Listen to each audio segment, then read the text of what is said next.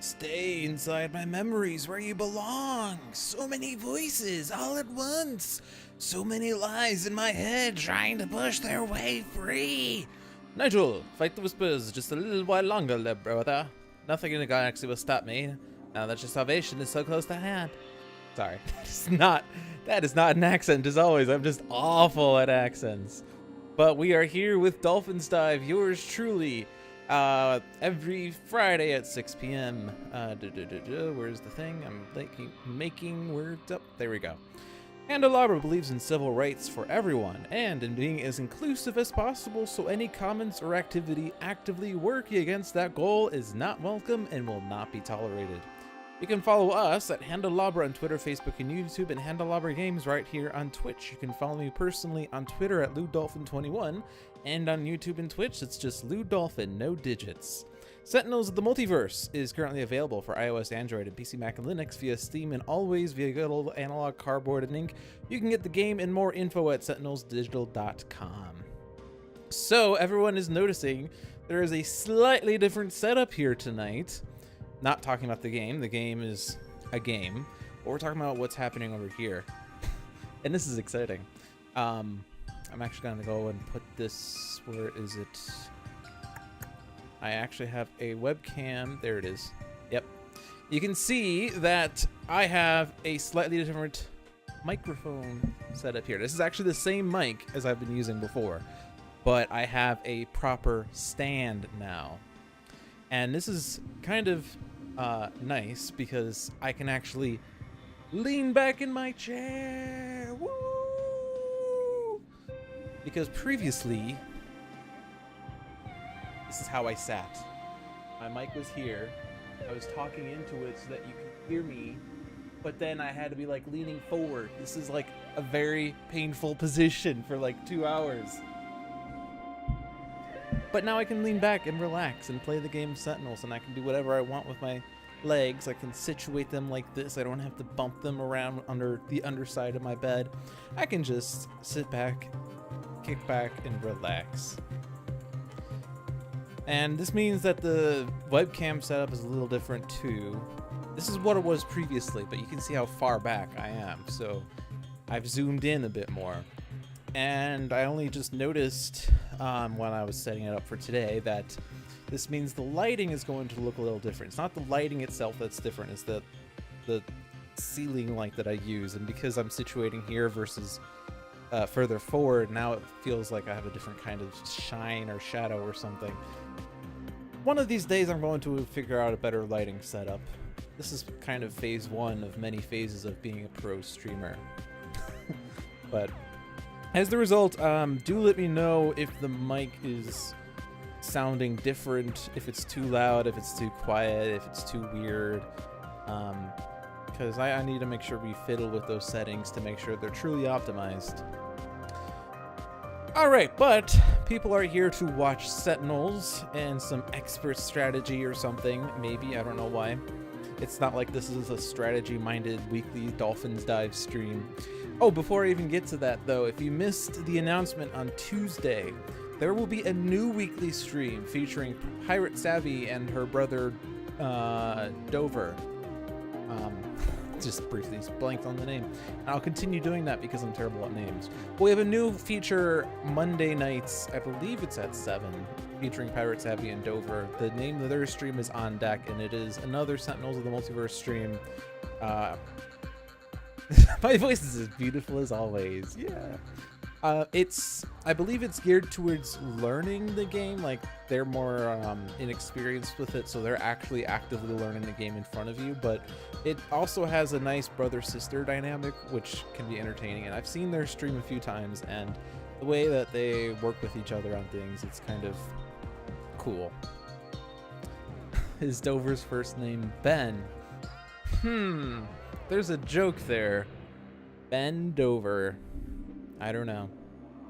I'm actually just learned their names, and I know they are not 100% comfortable with their names being released, so I'm just going to call them Pirate Savvy and Dover. But they're doing it every Monday night. Then there's Sentinels Live every Tuesday night. Dolphins Dive still every Friday, except not next Friday.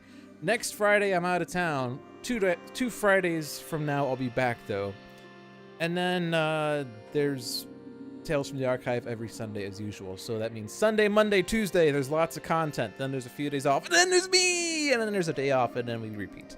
So, yeah.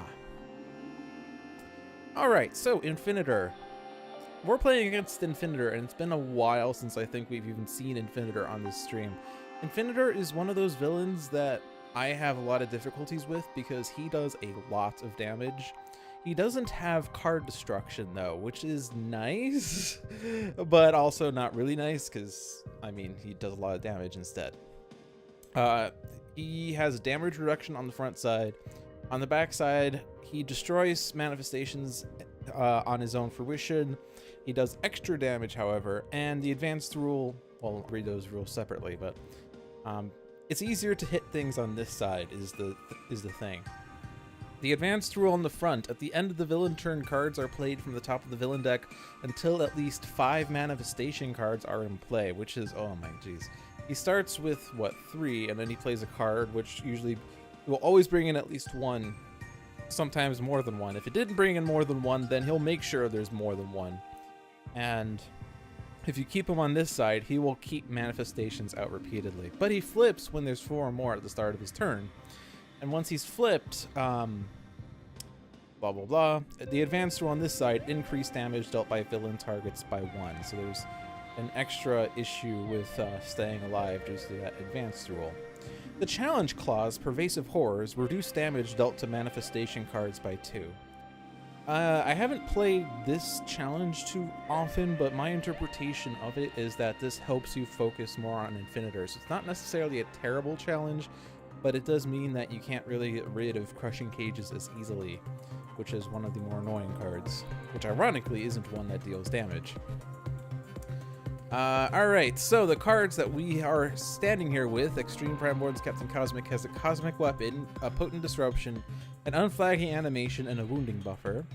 Omnitron-X has Reactive Plating Subroutine, 2 resets, and Technological Advancement. And sitting back here, I'm actually having a little bit of a hard time reading these cards, so this will be amazing. I'm actually nearsighted, fun fact. I don't know where my glasses are. I don't really have a strong prescription. I actually do wear glasses. I've never worn them on stream. I wonder if this is something where glasses would help. No, the issue isn't that. It's just the text is way too small. But if you want to see me wear glasses, I might start wearing glasses now that I'm sitting back. And Ra, Horus of Two Horizons, has a Solar Flare, Summon Staff, and 2 Wrathful Gazes. And Wrathful Gaze might be an interesting use, or might have some interesting uses here because of all the damage reduction happening to manifestations. And Benchmark, one of the new heroes that were released very recently, has an auto-targeting protocol, a flash installation drive, I absolutely cannot read this, intervening path calculator, and overall loadout. He has 1 hardware, and he has a card that can draw things. So that's cool. Alright, so let's see where we're starting with. We have a Twisted Miscreation, dealing 1 instance of damage, a Lambent Reaper damaging the lowest hero, a Crushing Cage, and we get to choose who cannot play cards. And so that probably should go to a hero that probably doesn't have too good of a play. That would probably be Raw, ironically. Although we do have a Summon Staff, but we don't have like a damage dealing power right off the bat. You could still just use his base power. We could just put it on a hero that doesn't need to play a card to do things, but I think we'll put it on Raw. We have an Ocular Swarm that reacts to card destruction. His extra card play is Raquel Centellion, and Lambent Reaper is going to bring these guys lower. The sort of nice thing about Lambent Reapers is they will go after they will go after constructs. So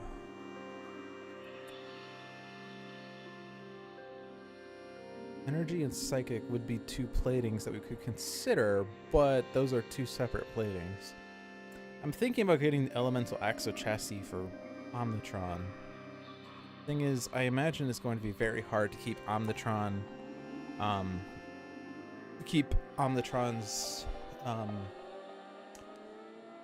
what are they called? Why am I spacing on words so much right now? His, components, that's the word. It's going to be hard to keep Omnitron's components out, because if I do provide elemental reduction, then he gets hit by projectile damage, which is what Infinitor does.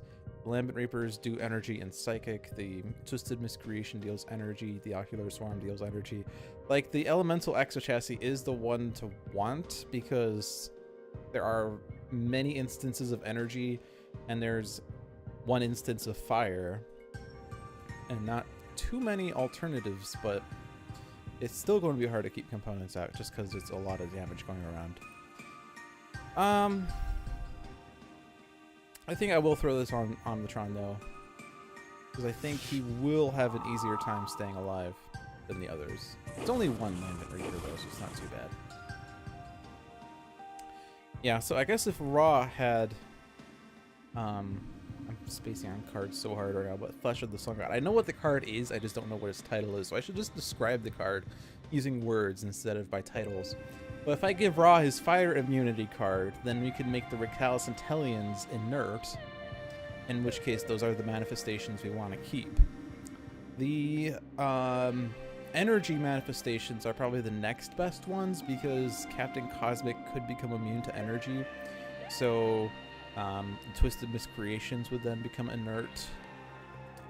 And energy is a good thing to go with eventually, because there are some one-shots that deal energy damage. I mean, this one does psychic, but this one does psychic. So I'm just kidding about one-shots dealing energy. One-shots deal psychic damage. Just kidding. And we don't really have good psychic prevention other than a plating. So what do we want to do? There's no point in going after a manifestation right now. There's a damage reduction of 3 on them right now. 1 from the original rules and 2 from the challenge rules. So even a cosmic weapon won't ping. And furthermore, base power does 2 damage, reduced by 1 because of, well, it's 1+1 because of the Nemesis bonus, and -1 by the villain damage reduction. Cosmic Weapon, however, would do the full 3 points. I'm gonna go ahead and just do that, so I can start hitting Infinitor. He only has 65 hit points, but only have to do this, like, 65 divided by 2 times. You know, 22 more instances of Cosmic Weapon, and we take out Infinitor. Alright, I will play a technological advancement. Actually, I was going to think of starting with Reset, but I'm just going to start with the technological advancement. I know that certain people like Jeremy love chaining resets together, or just these kind of cyclic cards, but even though a card is cyclic, it doesn't necessarily mean that you want to play it. For instance, like, I've been sort of erring on the side of holding on to it if I don't get its benefit. Like, drawing a card and playing a card basically replaces that card in your hand, which isn't necessarily what you want. Like, this card could bring me technological advancement back, and if I play both resets, then both resets end up in my trash, and I'm waiting for the 3rd reset or the 3rd or 4th, I didn't realize there were 4. Anyway, I'm gonna hold on to the resets, and then next round I could play 1 and hope to get the technological advancement back. But in any case, I think I do want the elemental exochassis. We draw a focused plasma cannon. So then, who do we want to reveal cards from? If I reveal Benchmark, we could accidentally reveal a software, in which case he would... Have you found the promised stream of Sentinels of the Multiverse? Yes! This is the channel for Sentinels of the Multiverse content. Hello, Stratosphere. Welcome to Dolphin's Dive. Anyway, if I reveal Raw, then we could maybe get him a different power, although his base power is pretty good. If I reveal Cosmic, we could get a different construct, or I could reveal Omnitron and hope to get something special. Let's reveal Raw, though, since Raw can't play cards. And we get Excavation. Put up to 3 cards in the environment trash on the bottom of the environment deck. You may draw as many cards as you move this way, which is 0. So I'll put it in play. but then nothing can be moved, so that was boring. Divided by 3, what did I say? Divided by 4?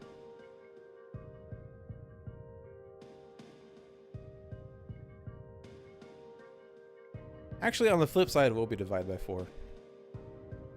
Alright, draw 3. Might as well do this.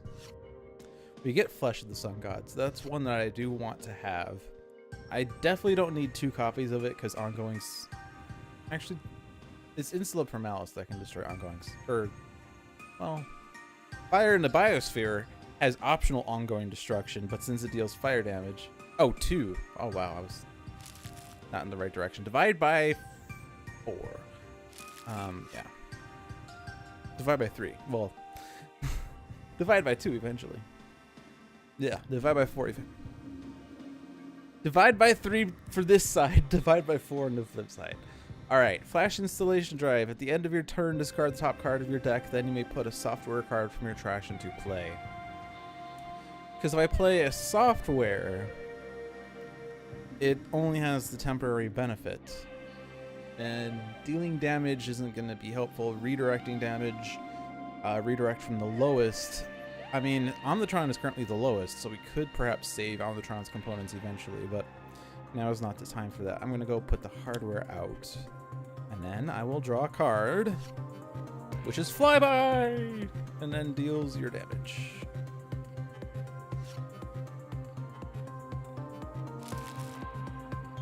No software cards in my trash. Flyby got discarded. Here we have an oxygen leak. So this is fire reduction, which is sort of bad, except recalcitrant Hellions deal fire damage, and that will be reduced by 3, which is nice. This does mean that Raw cannot deal fire damage, but Raw also doesn't have... He has a crushing cage on him, which we could probably get rid of, but... I don't know.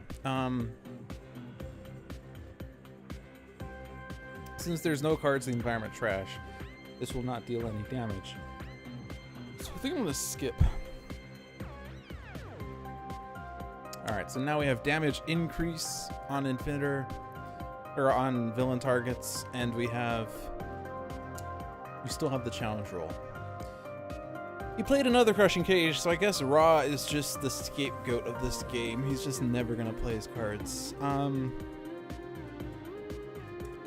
I want to get rid of the Ocular Swarm because the Ocular Swarm is the most annoying, because it says whenever this card or any other manifestation card is destroyed, do things, and that's irksome.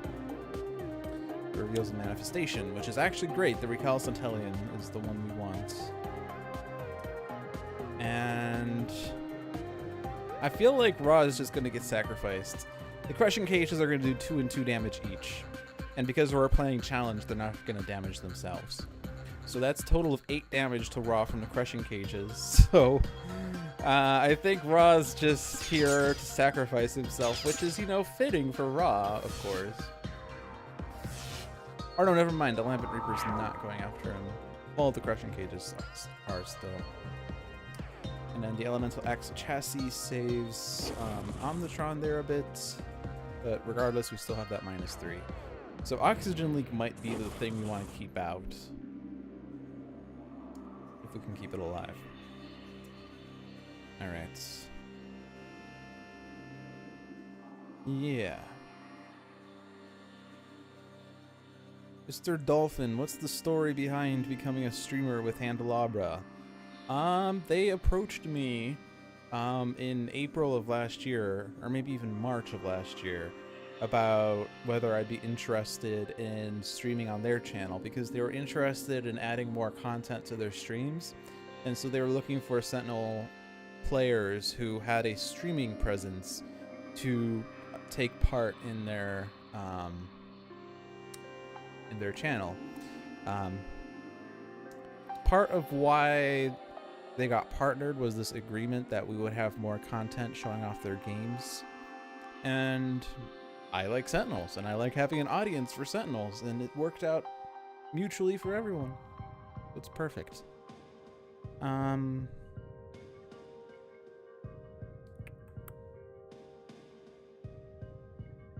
tempted to play a Vitality Conduit. I think that putting out constructs so that Lambent Reapers target them is probably the best call. I would ideally have the Cosmic Crest, but we don't have that. But energy immunity would help somewhat. Thinking we'll do the Vitality Conduit.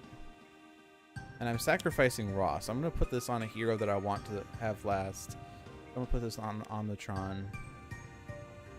And then since I lost my Cosmic Weapon, we have to do this instead. But this is still good damage. This isn't going to hit a manifestation. Like, we're kind of resigned to never hitting a manifestation in this game. But that's okay, because we can hit Infinitor. And that's 3 damage for free. Hello, Selfaria. How are you doing? So Oxygen Leak reduces fire damage, but Focused Plasma Cannon deals irreducible fire damage, so it is unaffected by oxygen leaks.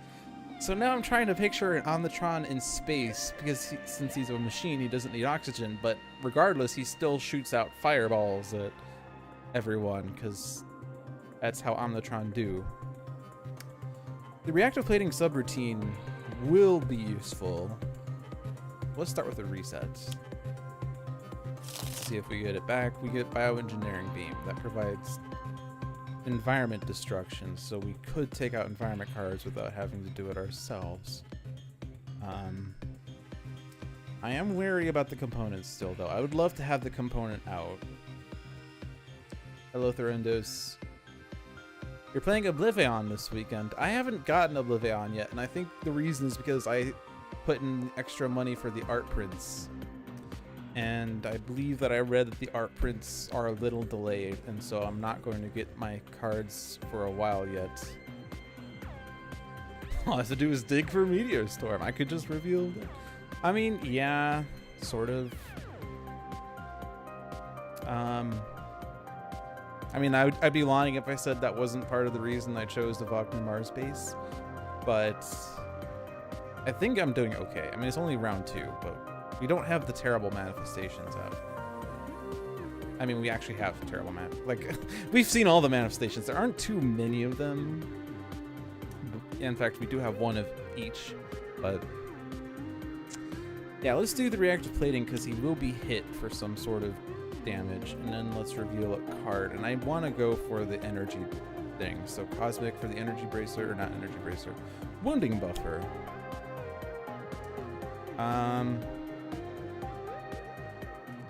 I'll just put that on Omnitron.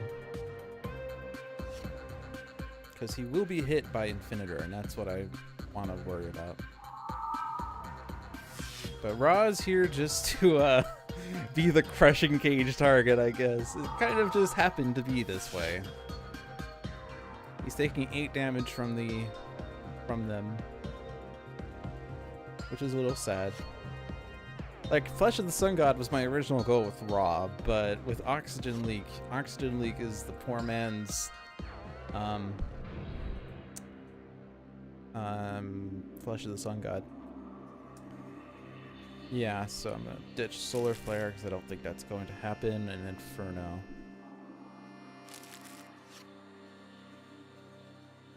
Yeah, so as Hankroyd said, we have On Deck every Monday with Pirate Savvy and Dover. Those are some beginner Sentinels fans who have a good rapport with each other because they're brother and sister. Every Tuesday is Sentinels Live with Jeremy and John. It is the Handelabra main channel, and those are the developers of, 2 of the developers rather, or I should say principal developer and owner of Handelabra Games. And they showcase new content when it's available to be showcased, as well as have some announcements about some things like release dates and upcoming plans for their games and for streams and for whatnot. Every Friday at 6 p.m. here is yours truly, Lou Dolphin, doing Dolphin's Dive, which is a strategically minded Sentinels of the Multiverse stream. Not that the others aren't as strategic, but the focus here is on strategery and discussing out things and plans. And then Sunday is Tales from the Archive with another Letdown who does some storytelling and focuses more on the lore of his games. Okay. So overhaul loadout will draw 3 cards, and I could swap out a hardware if I wanted. Flyby would do 2 damage, and it could return to my hand, or get something else.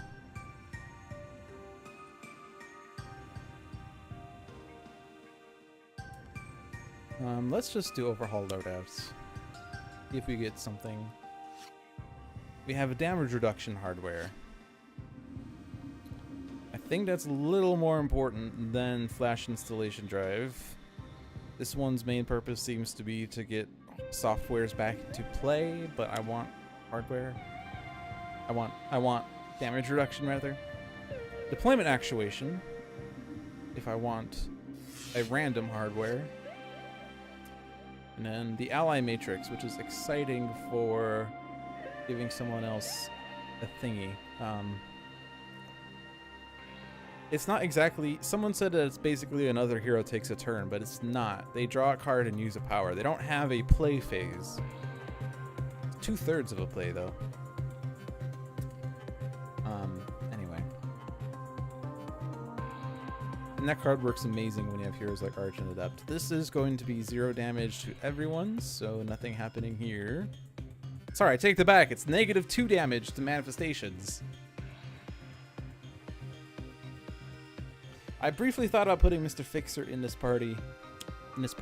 team, so that we could have,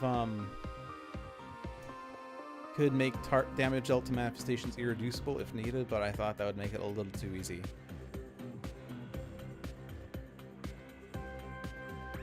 I am hyped so much for Aeon's End. I've heard of Spirit Island. I don't actually know what Spirit Island is, but I am very hyped for Aeon's End because I've actually I've not played it, but I have heard a lot about how it's very Sentinels-y. Oh boy. Whispers of Oblivion. Also, by the way, the Pervasive Red Dust came out, and that destroyed the Exochassis, Elemental Exochassis? Yeah, Exochassis, and it destroyed the hardware, which is RIP. But the good news is, when Pervasive Red Dust is destroyed, we can get cards for free. The only hero here who doesn't have an equipment card is Captain Cosmic, but that's okay. Oh yeah, I knew that Spirit Island was the Nexus of the Void because of the letters page discussions, but I don't actually know what the game is exactly. I've heard of it, but I don't actually know what it is exactly. Also, this is going to kill Ra on his turn because the Crushing Cage is going after him. But that's okay, because I mean, Crushing Cages don't have the rule when the target next to this card leaves play, destroy this card. We could just leave them in play, and they'll be the sacrificial manifestations for keeping Infinitor on this side. So normally this would deal damage to manifestations, and therefore he could accidentally destroy a manifestation and heal things up, but that's not happening here.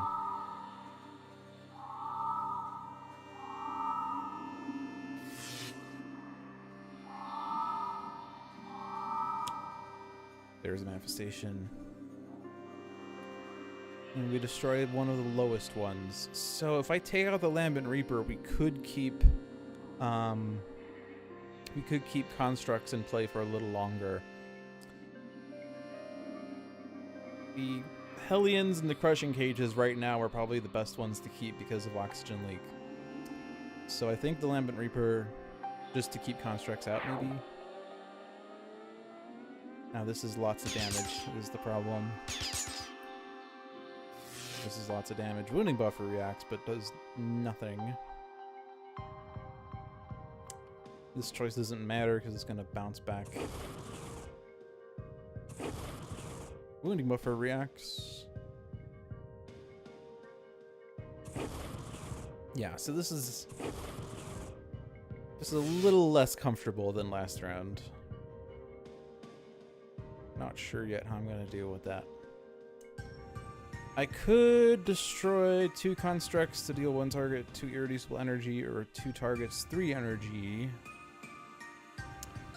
Because we have the Wounding Buffer, which only helps against Infinitor, and the Vitality Conduit, which not going to work a second time, most likely. Potent Disruption would do 3 damage, boosted by 1 to Infinitor. This is...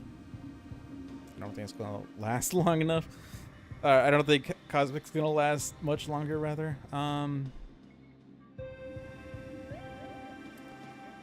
I think I am...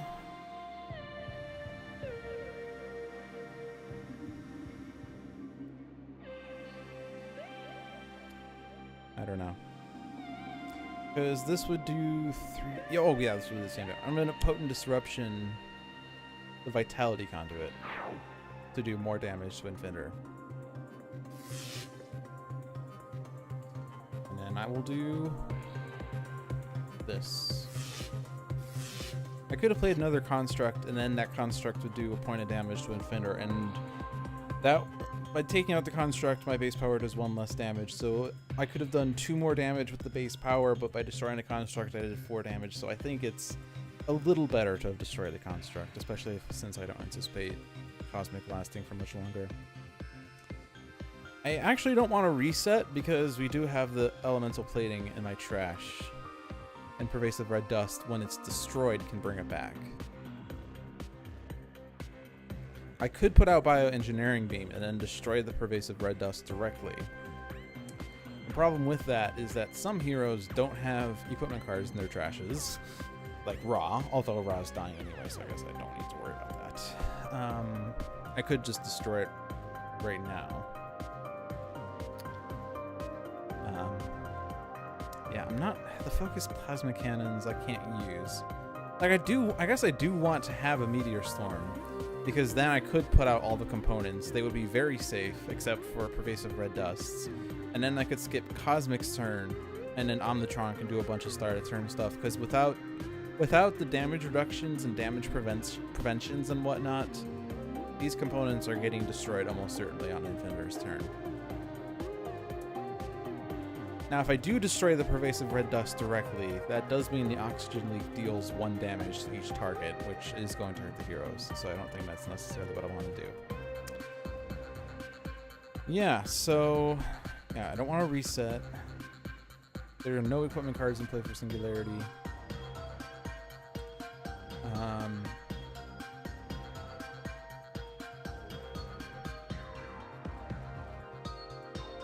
I'm just with the Bioengineering being up. I'm not going to use it.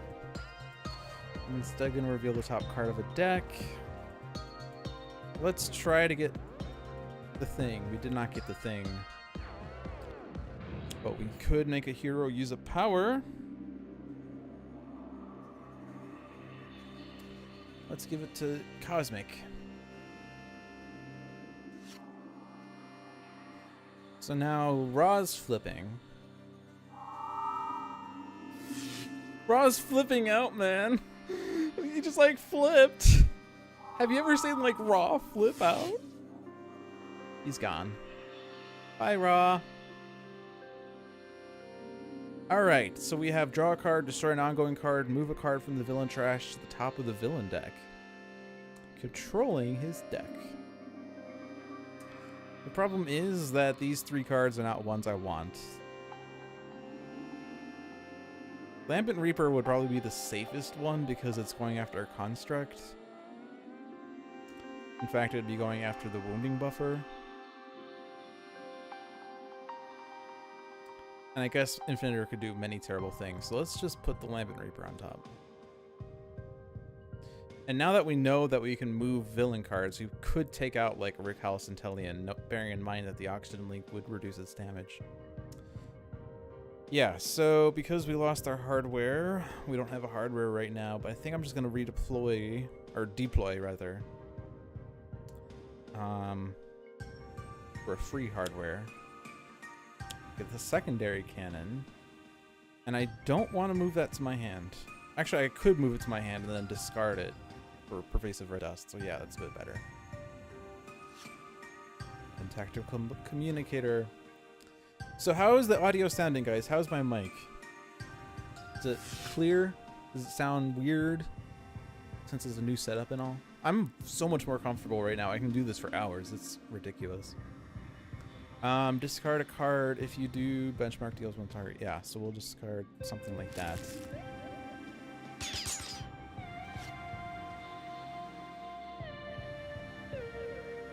And then start of turn 0 damage. I sound like a human. Not a machine. Operation sound like human. I guess having Oxygen Leak do 1 damage to Ping Dynamic Siphon could be something. But I don't need to worry about that just yet. Unflagging animation is unlikely to have a use. Gaussian Coil Blaster. And I can discard the Reinforced Chassis. And then I can play the Reinforced Chassis. It's a tad lower than normal. Okay, that's what I was hoping to hear.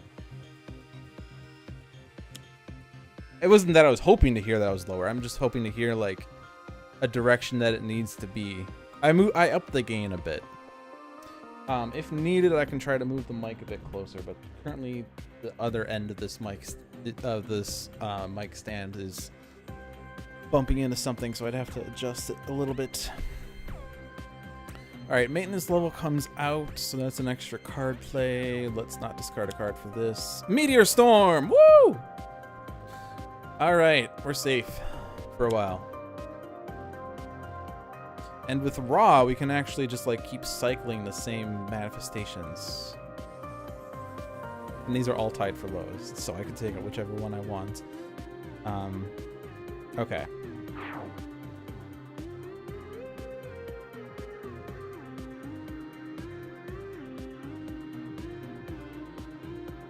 At least.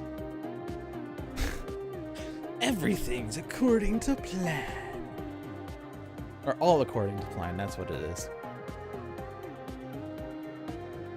So, like, the nice thing about having this mic stand, though, is that... Actually, I can try to move it a little closer. Yeah, that. Because now I can just, like, situate myself wherever I want and move the mic to where it needs to be, as opposed to now I need to readjust where I am to get closer to the mic, so... Whatever I need to do to make myself sound loud and clear. I do want to make sure the game is heard, of course, but, you know. No. Alright, so... The good news is we have a Meteor Storm. So we can just put out a bunch of cards.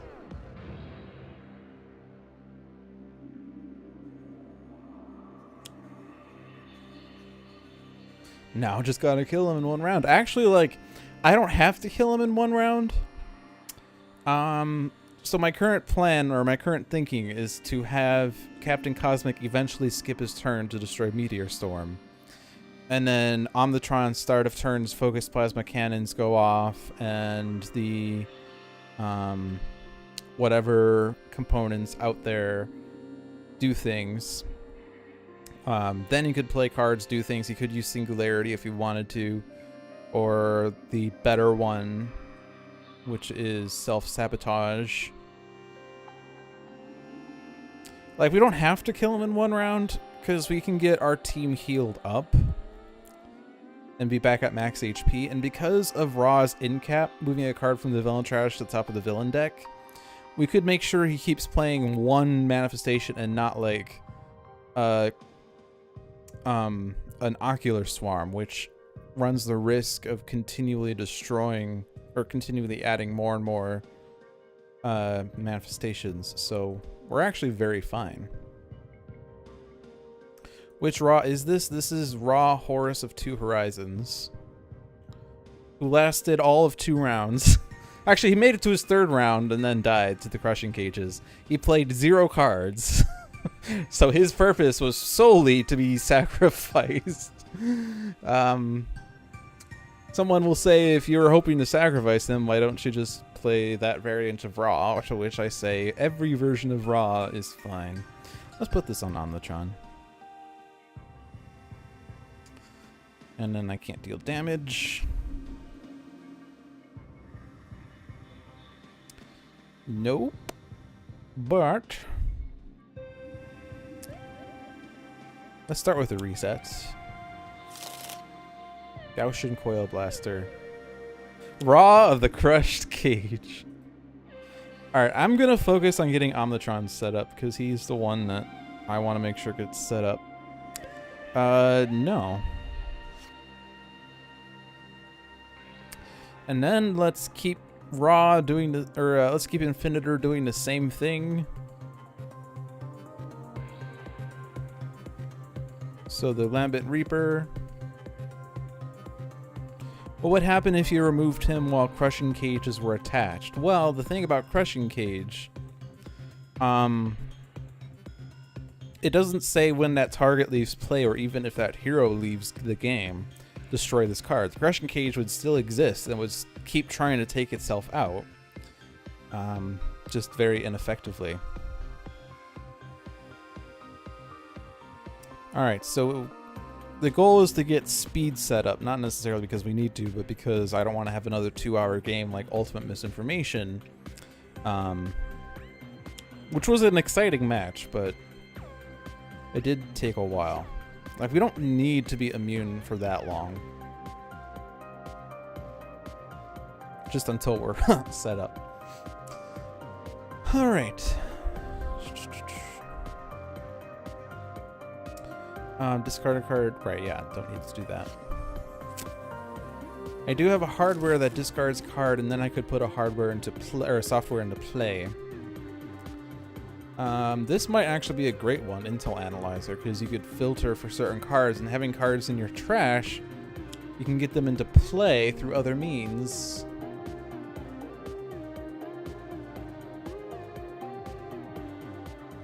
So a bunch of 0 damages.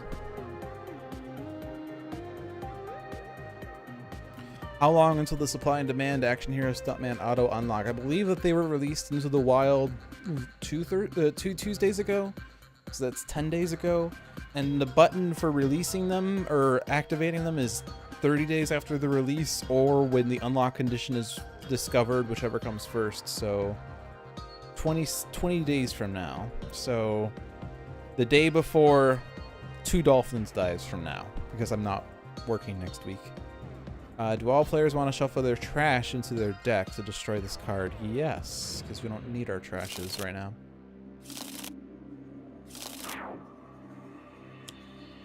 Villainous weaponry, increasing damage dealt by villain targets, but they can't deal damage, so that's fine. Oh my gosh, a Lambent Reaper!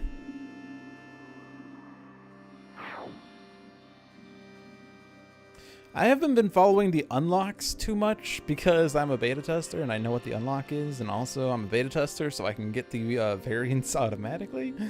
I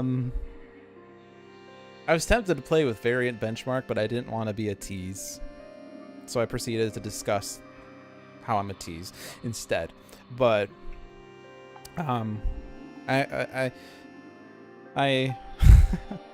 it was one of the more frustrating things before I got beta access, was not having access to these amazing things.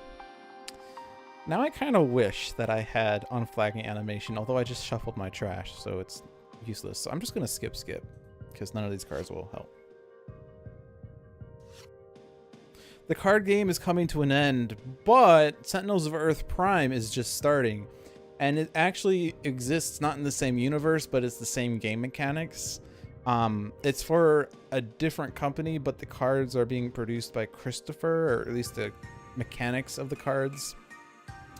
And it's going to be released as a standalone expansion, or not, it's not an expansion, it's its own card game. It's basically like you know how we have Marvel Comics and we also have something that's not Marvel Comics in the real universe. Well, Sentinels of Earth Prime is basically a competitor comic book company in the fictional world where Sentinel Comics lives in. Like the meta of Sentinel Comics. There's like 2 fake universes. There's the comic book universe, and then there's also the universe where this comic book series actually exists, and it's basically the real world, except we have Sentinel Comics. And in that universe, we also have Green Ronin Comics, I believe, is what the company is, and they're releasing that game sometime. Yeah, the publishing universe. It's going to play identical to Sentinels of the Multiverse. Same mechanics, same card rules, villain, 3, 4, 5 heroes, environment. You could even mix and match Multiverse heroes with Earth Prime heroes, or play an Earth Prime villain versus Sentinel heroes, or in an environment, etc. So it's not like with Oblivion, it did seem like it was ending, but then with Sentinels of Earth Prime, it's like, well, no, we're only just getting started. Although it's not the same company, but Christopher is producing the mechanics for it. And for me, in my case, like, mechanics is what I'm all about, so it's basically the same thing to me. Why not just legitimize the Cauldron? The issue with that, I believe, is more of a legal issue. Because if they publish the Cauldron content, they run an issue of liability where they would be open to, like, a potential lawsuit from someone who says this content was produced by me and is not available for sale by Greater Than Games. Like, they even specifically, like, stay away from looking at the Cauldron content or participating in discussions about it because they don't want to run the risk of people assuming that they built a deck based off of a Cauldron deck thing. It is semi-legitimized, yes. You can purchase the decks through some avenue that gives half of the profits to Greater Than Games. That's the best that you'll get.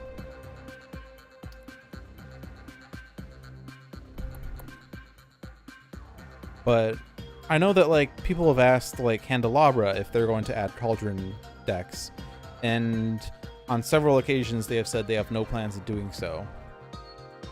The best that we can expect is Steam Workshop for Sentinels Digital, indeed. And then we'd have to have people design the decks, but that's not their big priority right now, because they are a very small company. They have 6 people. And their priorities are... They have priorities. Also, for the record, I do not work at Handelabra, so anything I say about what Handelabra is doing is not necessarily what they are doing. I think, we have Intel Analyzer in play, and that's a power I want to use. And I have a bunch of softwares. I don't know. Multipoint HUD is one. Like, if I can get this card activated, if I can activate this power at the start of my turn, this benefits me greatly, so I do want that at some point. Stuff that makes more money than it costs to produce. Exactly. I find it boggling, though, that people tend to, like, criticize game companies for doing things that are just to make money. Like, the idea of loot boxes being a terrible thing. Like, not to open up that door, but certainly, like, there was an issue with, I think it was, Star Wars Battlefront 2 or something, that had a loot box system, which in of itself isn't bad. They did lock content behind it, and there was alternative in-game means of getting the content, but that was time-locked too, so awful on many fronts. That's certainly scummy and terrible and money-grabbing. But the idea of loot boxes isn't that bad. Like, I mean, if you think about, you know, the inflation and game prices and whatnot, think about, like, if you gamed in the 90s and you played on a SNES, or you played on a PS1, or you played on an N64, or you played even on a Genesis. Like, the games that were released new were $60. Now think about the fact that games nowadays, when they're released, also cost $60. And it's been 20 to 25 years. 20 to 25 years since the 90s. Well, it's been 28 years since the 90s. No. Jeez, I can't math. It's been 18 years since the 90s. 28 years since the 80s. And game prices haven't really gone up in price, but inflation has. And quality of games, ironically, has gone up. But in order for those things to happen, you need to pay extra money, and you can't really increase game prices without gamers unleashing utter hell.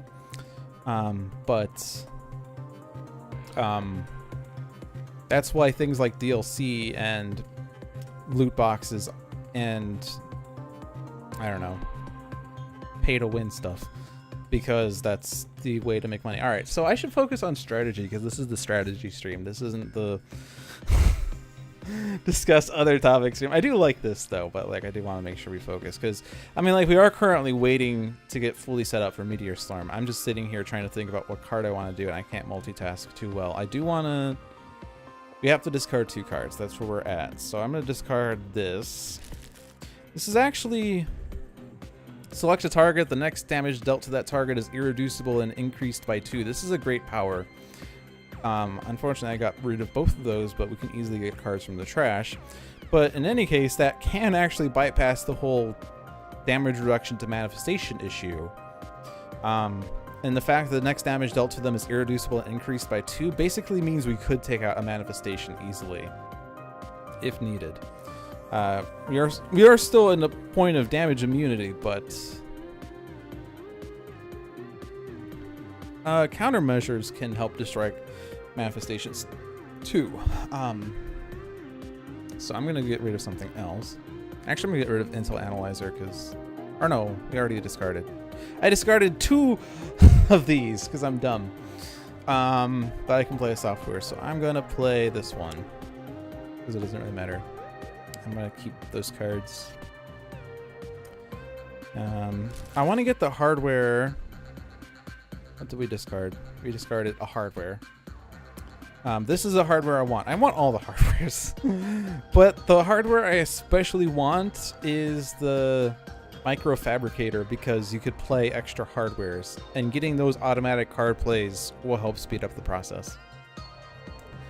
I have 3 software and 3 hardware in place, so I'm not going to do this. And then that's damage.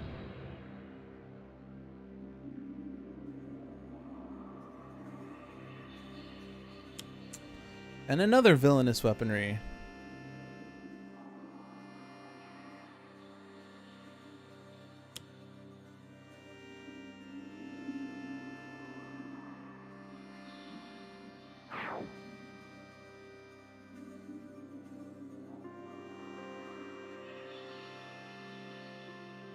I think that the primary goal of many companies is to make money. Because the primary goal of humans is to make money. Because there aren't going to be too many people who can safely say, I don't need money.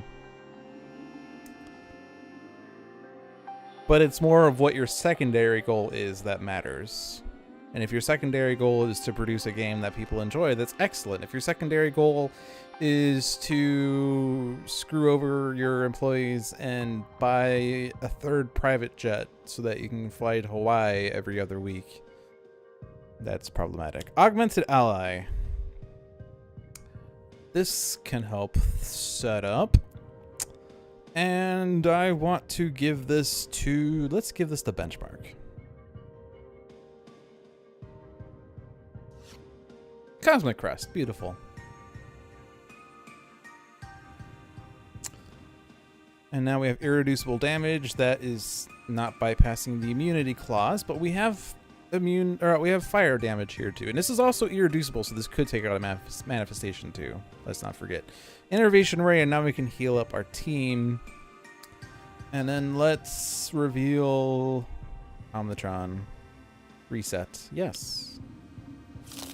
We get Electro Deployment Unit. That can help speed up things.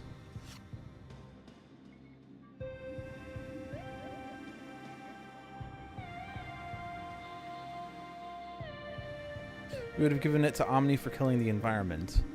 We're not in a rush. I mean, yeah, the villainous weaponries are daunting, but they're harmless right now. Abbot Reaper.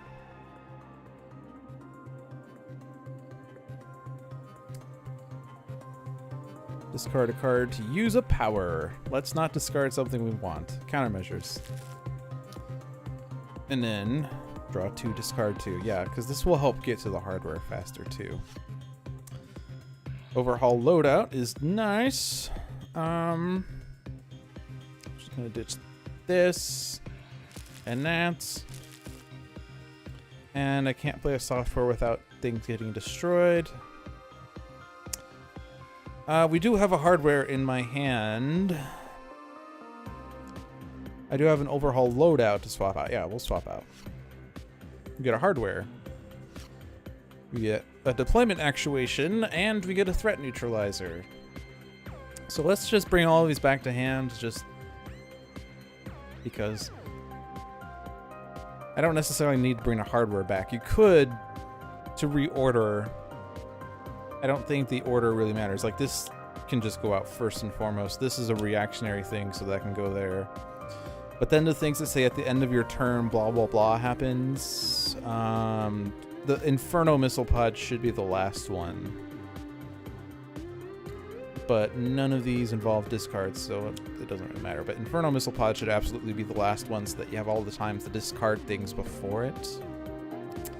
And then I can... Oh, I also have this one. Which can get me softwares for my trash. So that's 5 hardwares, so I'm very healthy with hardwares. So let's just put out something else. Increase damage or draw a card. I could have actually played the Intel Analyzer again and used its power again. I forgot about that. And we have another hardware.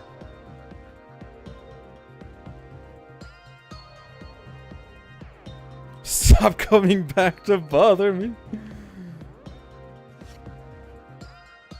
Infinitor's just like, why are they still alive? They were supposed to have died 5 rounds ago. Yeah, Intel Analyzer. And then load on installation, or load on initialization rather, that can do things. Damage for no reason.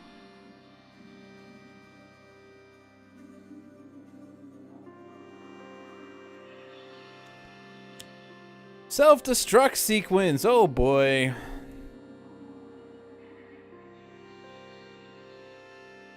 Should we just destroy the lab? Destroy it, get rid of it all. Nope, destroy the Lambent Reaper.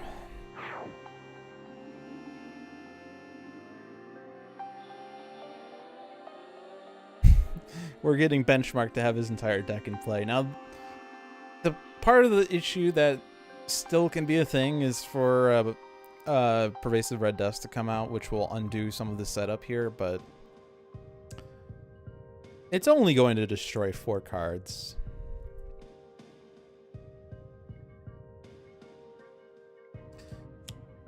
I can actually use Cosmic Crest because this guy needed to be healed. Needed to be healed.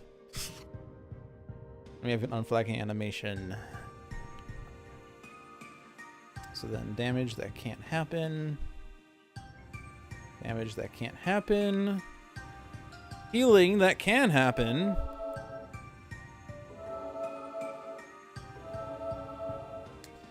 And then I could just play the Gaussian Coil Blaster on my turn. And I will certainly need to destroy that self-destruct sequence, because that's bad.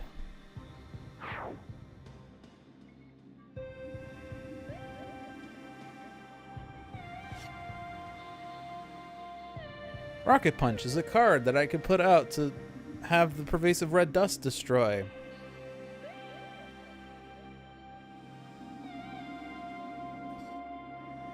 So we are going to start getting ourselves healed up. Slowly but surely. Discard something. I don't need to. This power, because draw 2. There's the microfabricator.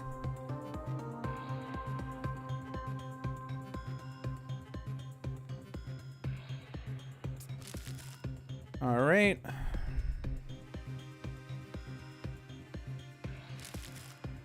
Then I could play a software ally matrix.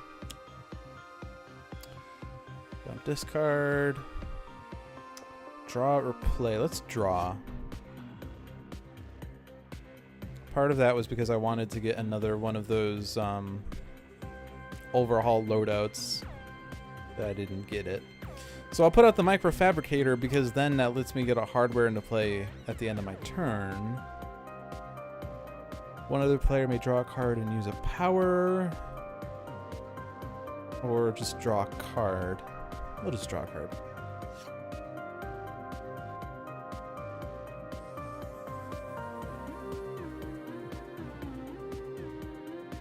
Benchmark's suit is just a bunch of drinking straws laid over his skin that became a working suit because orc.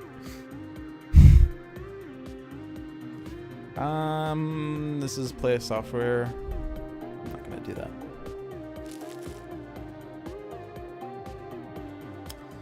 I will put out countermeasures. I will play a hardware. We have only the one. Don't need to do that. Benchmark's gonna get to full HP easily now.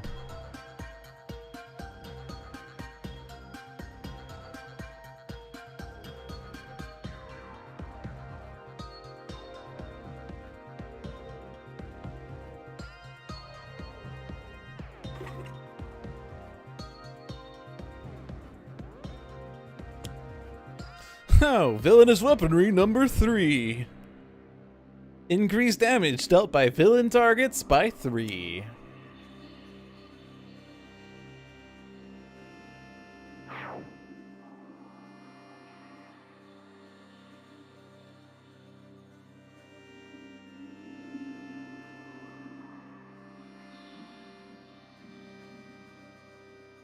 Rip Oblivion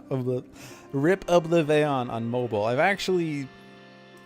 visited Handelabra recently, the Cleveland headquarters, and they have actually been working on setting up Oblivion for mobile. It's certainly very preliminary work, but they are working on it.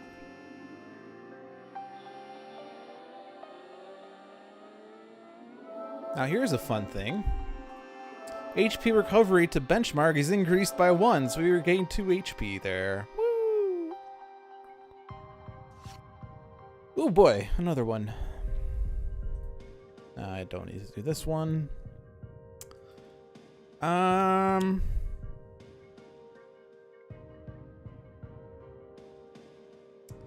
still looking for a few components. But I'm gonna focus more on getting rid of these villainous weaponries, because they can be problematic.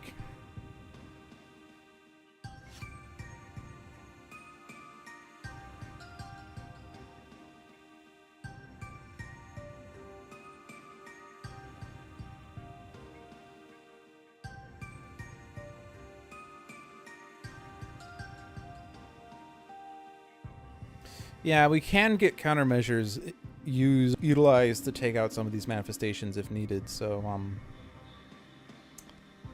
that's a thing.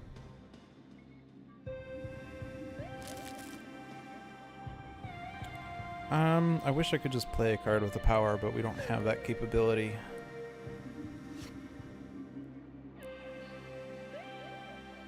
We will soon have all hardware in my hand. There's only one more. Really? 1, 2, 3, 4, 5, 6, 7. Is there one in my trash? Oh yeah, there is the one in my trash. Whoops. Yeah, alright. So, discard 2.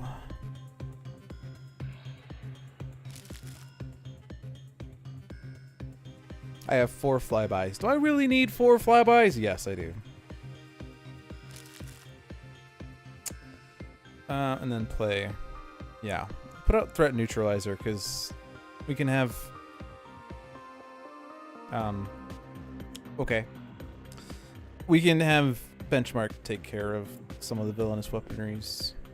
Draw card. And deployment actuation will actually get me that hardware, and it lets me put a hardware from hand into, or from trash into my hand. So that's what I want to do.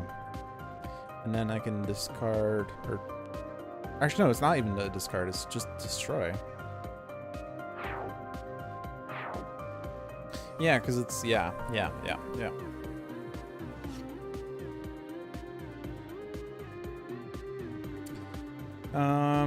This is what's... I think it was the last stream that I was saying it's not too hard to know what you're doing here, but I'm kind of forgetting the end of turn actions. This is play a card or play a software card, and we have 9 hardware soon enough, so I don't need another ally matrix. I guess actually no, you could double up on those powers if you have multiples. I'll just do shunt energy, sorry, not stunt energy. This is not stunt, man. We'll just keep doing this because this can give you free hardwares. And then I discard a card. I don't need to. I think we're actually almost ready to just flip. How many things can he play this turn? See, that's what's fun about Benchmark is once he's set up, he is very automatic. There's so many automatic things that are happening that makes it really fun. And he's really powerful.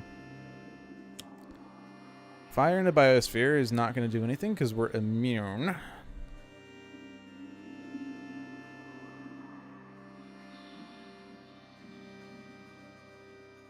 But it can be destroyed freely by a hero at the start of a turn. There's the Lambent Reaper.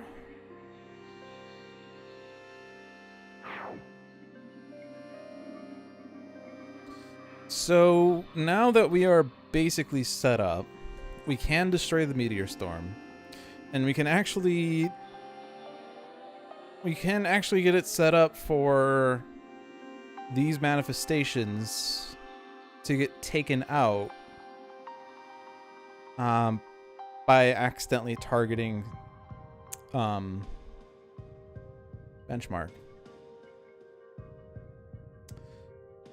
So yeah, let's skip the rest of my turn. Let's do this. It's happening. The crushing cages are fine. Twisted Miscreation is certainly going to want to target Benchmark. And because of the countermeasures, whenever Benchmark would be dealt damage by a non-hero target with 2 or fewer HP, destroy that target instead. So we can easily take those out.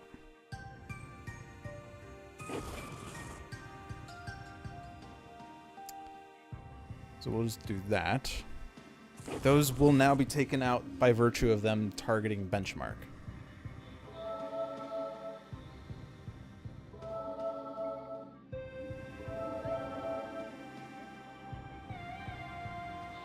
Now here's the unfortunate thing. These components are going to get destroyed. Which was part of the issue, but I don't know of a way to circumvent it because he's doing projectile and he is targeting Omnitron. We can reduce projectile. Twisted Miscreations targeting Benchmark. Twisted Miscreations targeting Benchmark. The Recalcitrant Hellions, however, will target both Benchmark and Omnitron. And we accidentally still have this oxygen leak, and it's going to do 8 damage, so I probably have to take that out, actually. So I can't really use a power here to try to take out a Recalcitrant Hellion.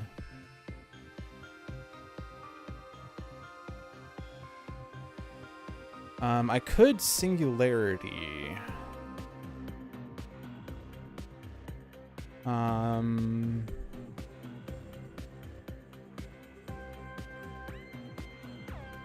If I can Singularity and have it do 2 damage to a manifestation,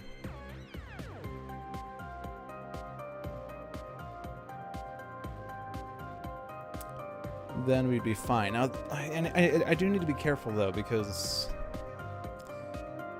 if I don't know, Singularity will not take out the Twisted Miscreations. Well, no, the thing is, I'm worried about the crushing cages because they can be hit by this damage, and then they won't be at 4, which means that they will be destroyed by Infinitor at some point.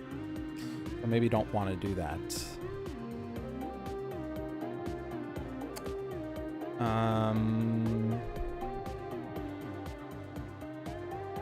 Well, oh, actually, the answer, as always, is benchmark.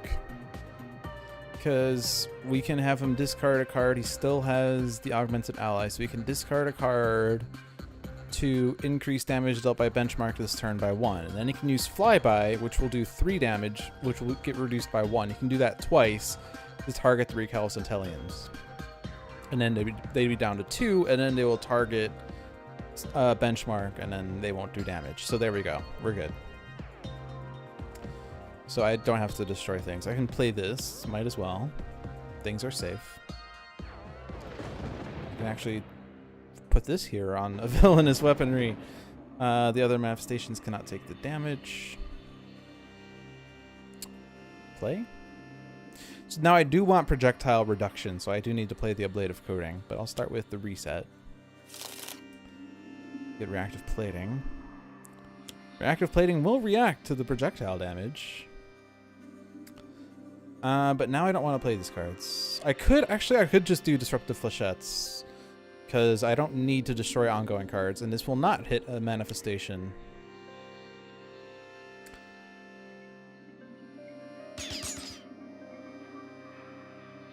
I think we got this. I was a little worried about the damage from the manifestations that are still out there, but I think we have this.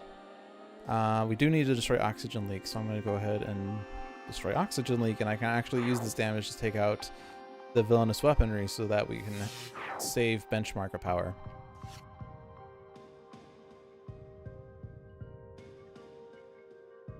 I guess the problem is if Wagner Barspace does something silly. What does Wagner Barspace have? Another fire in the biosphere, a maintenance level, a meteor storm, and oxygen leak. So the only one that's a little annoying is the fire in the biosphere. But we can deal with it.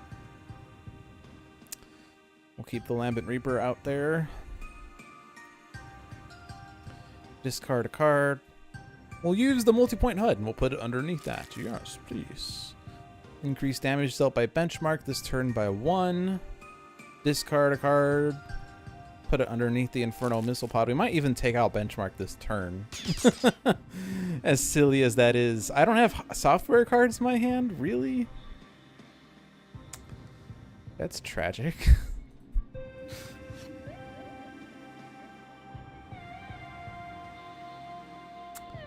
I could also use a power. I kind of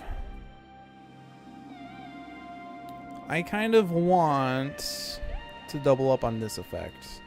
Or not double up on that effect. I want to move a software to my hand so I could play a software with the other load on initialization.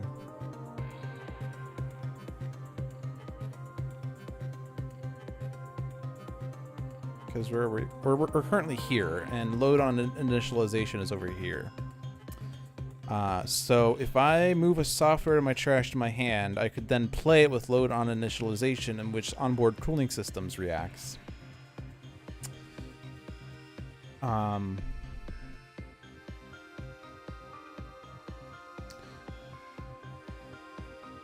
Part of the issue with that, though, because the alternative is that I can use a power. Is there a power that I would want to use? I could use Intel Analyzer and discard 2 more cards. In fact, discards a software, so I could just use that. Yeah, we'll use a power. Intel Analyzer will get me that software and will get me another card. Because I basically want to capitalize on as many discards as possible. I already used multi-point HUD once, and I only have 1 in play, but I am going to do something to do it again. Don't you worry. So I gotta discard 2, and deployment actuations are now done because I have all the hardwares. And then play software. This one does 4 damage, this one does 1 damage. So we'll focus on the one that does more damage. Do the damage to Infinitor. I would actually do this on Omnitron to trigger his reactive plating subroutine, except I switched out his plating like a fool, so I can't do that. Discard a card to use the thing. Yeah, so I'll discard this one then to do this again. Then I'll draw a card because I don't need to play a software now. I will fly by. And I did say I was going to do this so that I could get these guys down, but I don't think it's going to be required because Benchmark is an absolute beast right now. But flyby again. I'm actually going to use all the flybys here.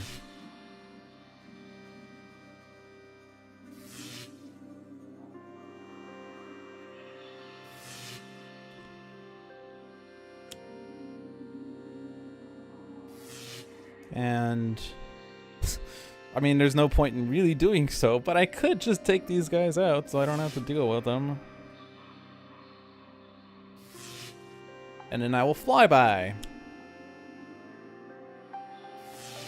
I held on to these flybys to maximize the damage, and now it's paying off. I like this because every single card that's being played or held onto or discarded is for a reason. This is exciting. We're playing this to draw 3 cards, which is going to provide me with more discard fuel, and then I'm going to move cards to my hand. And I don't need to move all the hardwares though, because this one is fine.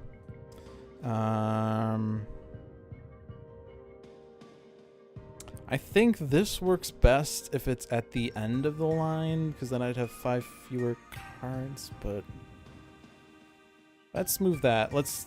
Oh. Actually, no, I don't want to do that. I can't move the Inferno Missile Pod, I forgot. So let's actually... Nah, I don't think it's actually going to matter. Let's not do that. I can't move the Inferno Missile Pod because it has cards underneath it, so... let's not deal with that. So I guess the rest of these aren't going to matter too much. I do want to return multi-point HUD to hand.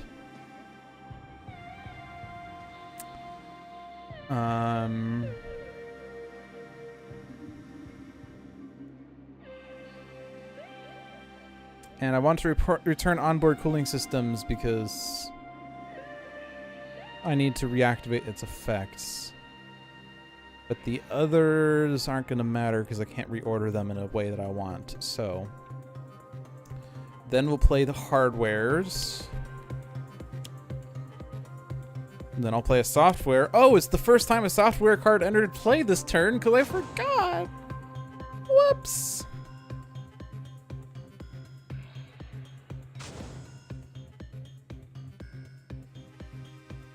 Use 2 powers. Oh, look, I can use this power again. Increase damage dealt by benchmark by 1.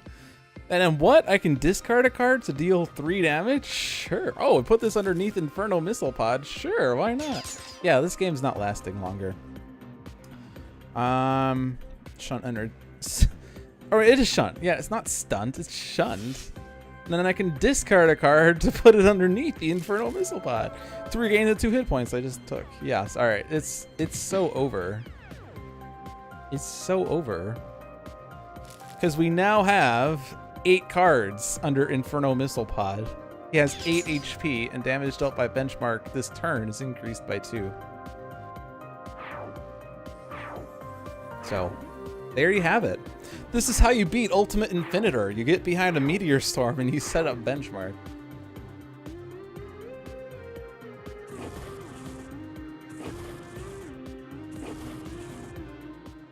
So that takes Infinitor off the list of heroes that I need to beat in Summer of the Infinite. Summer of the Infinites? What?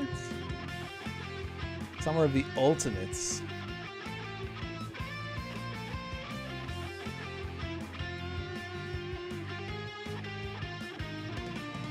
So, it is now 7:25.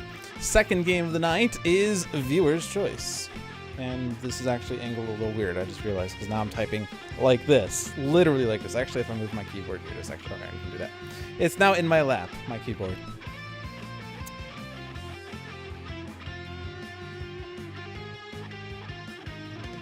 Who wants to participate in Viewer's Choice?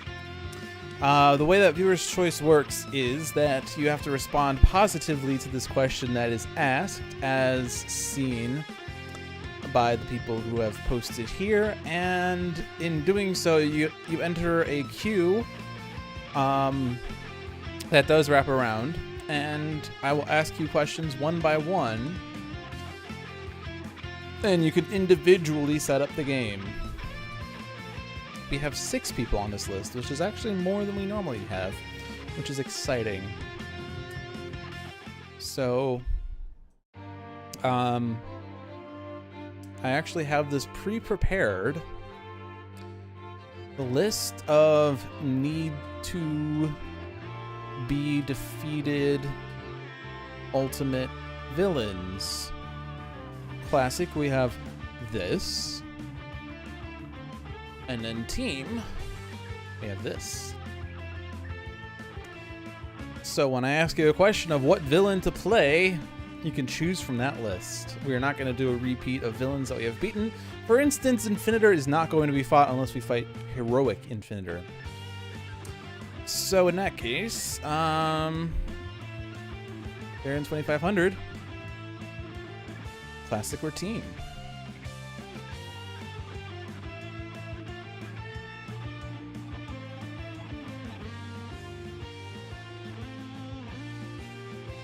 We're doing classic.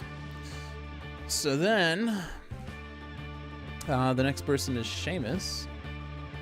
And we're doing classic, so your choice of villains is from this list. And then, Stratosphere, 3, 4, or 5 heroes. Ankroyd, choose hero number 1.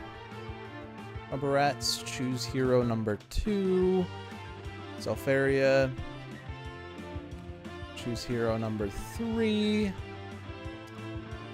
And then we're waiting for the next. We're waiting for the number of heroes. If I have beta builds, why am I not using the new villain art? Because I'm actually prohibited from using the beta build. The Jeremy and John want to make sure that beta content is showcased in Sentinels Live and not on these, I don't know what the right word is, these other streams. So that's why I'm not playing with the foil artwork. I'm especially not playing the Void Guard, which was mentioned on Tuesday, so I'm not spoiling anything there. We're playing with 3 heroes, so we already asked hero number 3, so then 2500, choose the environment. And that's the last one. So the villain was Plague Rats.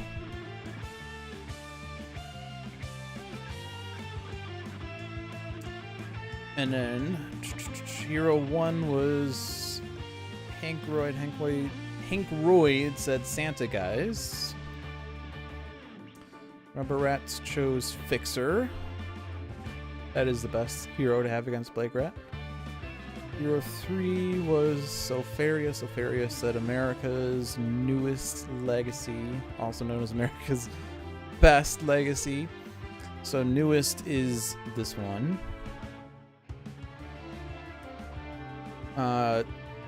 And then Celestial Tribunal.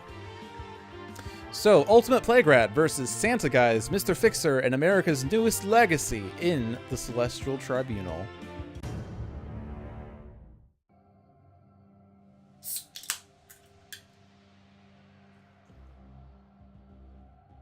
Ho, ho, ho! I've got presents for everyone! Some of the presents are punches! Alright. So, Ultimate Plague Rat. As always, this is a damage race, but Advanced Plague Rat kicks it up a notch.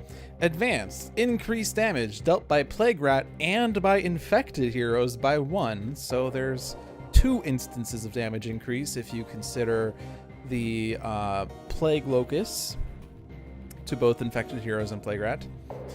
The advanced rule on the backside, at the start of the villain turn, Plague Rat regains 6 HP, meaning that he, you know, recovers more, prolonging the fight. And then the challenge rule, Noxious Stench. At the start of the villain turn, Plague Rat deals each non-villain target 1 toxic damage. Note that that is not irreducible damage, unlike his normal end-of-turn damage dealing. So, it's not as bad, but it is extra damage, and it is increased on the front side by the advanced rule. So, lots of damage here. The Plague Locust comes out. The start of turn damage.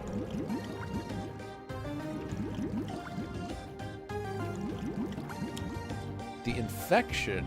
Oh, and by the way, we didn't even look at our hands. Santa Guise has best card ever. I can do that too. Look what I found. And yeah, I'm that guy. Mr. Fixer has Bloody Knuckles, Charge, Grease Monkey Fist, and Meditation. And America's Newest Legacy has 2 Back Fist Strikes, a Bolster Allies, and Danger Sense. So we don't have the awesome cards for Fixer just yet, although we could get the damage redirection one out, but...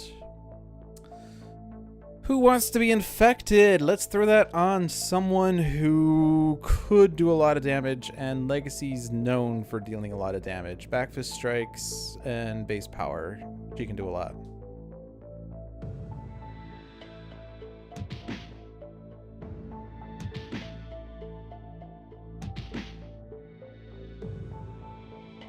Do we have a release date for Oblivion? Jeremy and John said at least 4 months, but the real answer is when it will be ready. It's amazing. I've been actually rewatching older Sentinels lives as background noise while I do grading, and it's kind of really funny how many times people ask when something's going to be released. And even back then, when there weren't as many variants and people were waiting for more variants to be released, they kept asking, when's the next batch of variants coming out? And they kept saying, when it will be ready, when it will be ready, when it will be ready, when it will be ready. It's like, it was a broken record, and yet people kept asking, so it's funny. I know people are curious, but like, they have a history of not announcing release dates until it's imminent, because it's very contingent on how long it takes for bugs to get fixed, and what bugs get discovered, and how difficult they are to get fixed, and what ramifications like certain deck effects have. Alright, we have best card ever. We have I Can Do That Too. Probably actually would have been a bit better to put the infection on Santa Guise, but that's okay.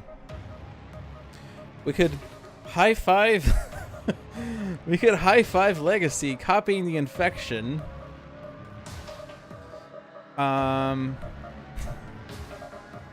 Which serves no purpose because cards that are next to a hero or whatever don't actually work well with, oh yeah, I'm that guy.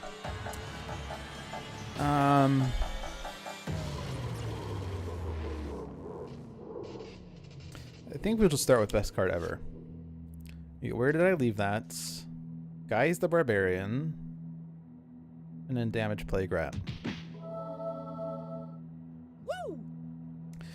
Now, as fun as Santa Guise's power is, it is a little annoying having to deal with his ongoings, because you don't really want to play them. Like, Guise the Barbarian is normally great. You can combo it well with base Guise's power, and you can combo Guise the Barbarian with Blatant Reference with his standard base power. But with Santa Guise, if you play Guise the Barbarian, you can't use it until, like, someone else lets you do an effect, because your base power is to put the top card of each deck face down or flip face down cards. So if you're playing Guise the Barbarian, you're intending to flip your face down cards. If you play Guise the Barbarian and then proceed to put face down cards in each play area, then you're not actually utilizing Guise the Barbarian. So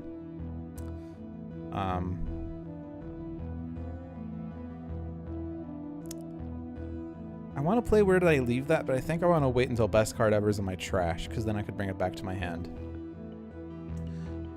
And oh yeah, I'm that guy is a bit pointless right now. I could actually... Okay, so the thing about Oh Yeah, I'm That Guy. If you were to high-five Fixer, Oh Yeah, I'm That Guy says, treat this card as if it had the game text of every ongoing card in that player's play area. So if I high-five Fixer, who has a style out, then Oh Yeah, and That Guy has the text, when this card enters play, destroy all other style cards in play, meaning that guys would accidentally destroy this Grease Monkey Fist. So you don't want to high-five Fixer when he has a style out. You want to high-five him before he has the style out. Which is actually sort of thematic, because you get to see a Fixer do his, you know, Taekwondo thingamabobber, and then you get to see guys look over and then go... Which is kind of fitting, honestly. Like, he has to look over and see what Fixer's doing and then mimic it in the most comical way.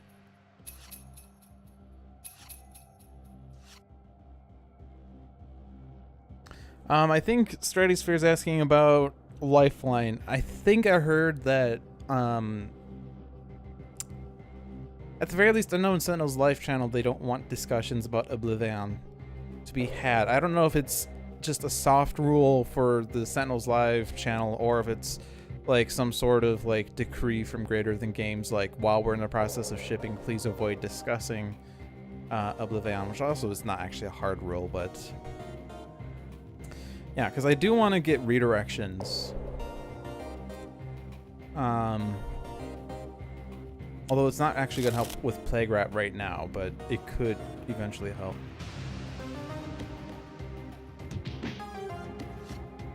Yeah, the Discord, which... let's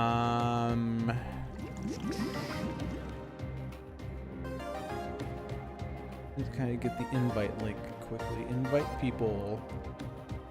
Copy. The Realm of Discord that has the spoilers topic. I should also, while I'm here, advertise the Handelabra Discord, because they've been working on building that up.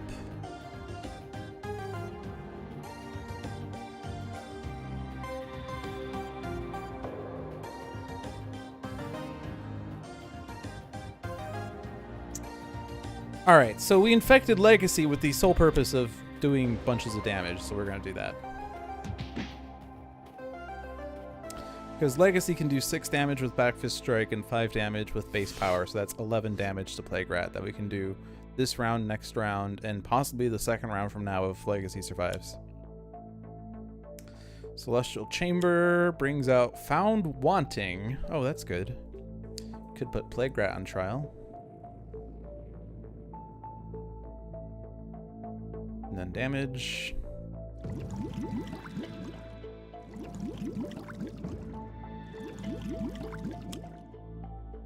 Damage. We're getting 2 infections, so actually everyone's getting infected now. So this is not going to last much longer. He's flipping, and then yeah. So then this is damage. Fun fact, Guise is our only ongoing destruction hero. For what it's worth.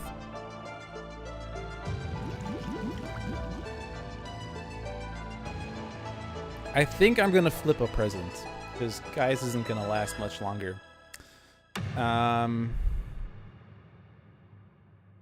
tempted to flip Guise's presents. But I think I'm going to start with Look What I Found, just because this can do 5 damage. And Fixer's the only one who can last long. That's not the one I wanted. I always do that. I always click the bottom one immediately. But we want to flip Fixer's presents because we want to get Jackhandle. Instead, we got Riveting Crane, which destroys Driving Mantis. So that's annoying. It's exceptionally annoying because... flipped Plague Rat, we could have redirected some damage, but now we can't. But I can at least use dual crowbars, which will at least let me hit Plague Rat right after I hit myself. But this might be over soon. Yeah, I'm just gonna focus on damage. This is the Jeremy game because there's really no chance of lasting. Because Plague Rat flips at the start of his turn, and then he deals damage at the start of his turn on that side, and start of turn challenge damage, and end of turn damage, and infection damage. So I think we're not lasting. Play this card next to a hero character card next to a trial. I don't want this on Fixer because trials aren't good for heroes.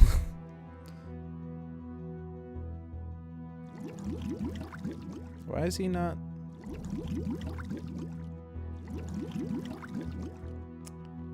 It did his challenge damage first. I feel like that's not the right order.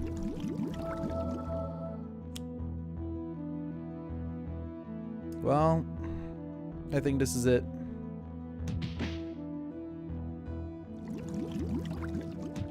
Yeah.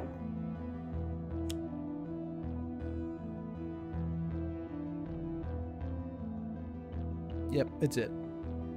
This match ended. This match lasted 3 rounds. Woohoo! Ultimate Plague Rat has not been beaten. In my experience, Plague Rat is best done with 5 heroes, because he doesn't scale with H that well. Like, I think his, like, Plague Locust does, but I don't know. Alright, we're doing the random game, because that lasted like 3 minutes. That match lasted shorter than viewers' choices did.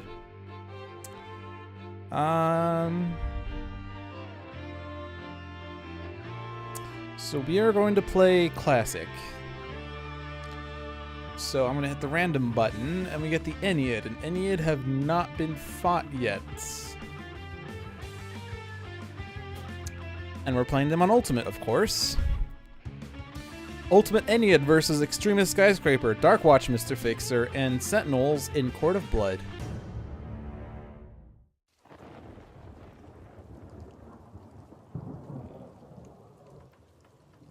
Our power is C millennia. You shall fall before the Ennead.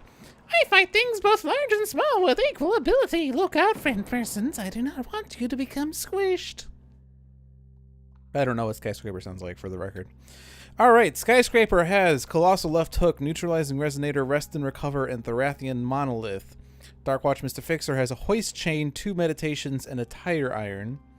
And Sentinels have Good Hero, Bad Hero, Horrifying Dichotomy, Second Chance, and Unique Capabilities. Yep. So, Advanced. At the start of the villain turn, the top card from beneath the Shrine of the Ennead is moved into the villain play area, meaning that more Ennead come out faster. On the flip side, increased damage dealt by villain targets by 1. So more Ennead come out and they hit harder on the flip sides. Yeah.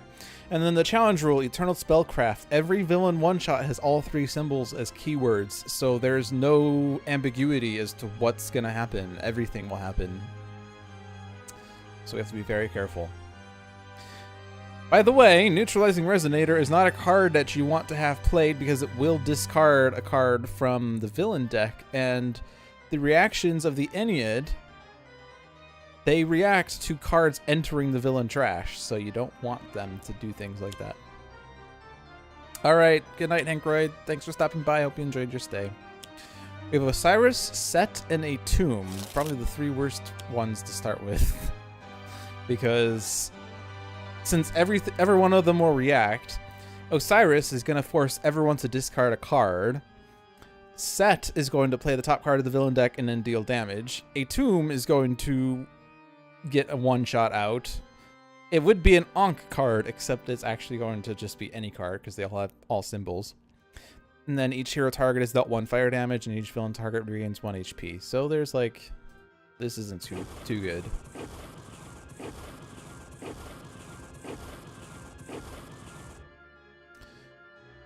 I don't know if order matters, but let's just pretend it doesn't. I'm going to move that away because I don't want it. I don't want tire iron. And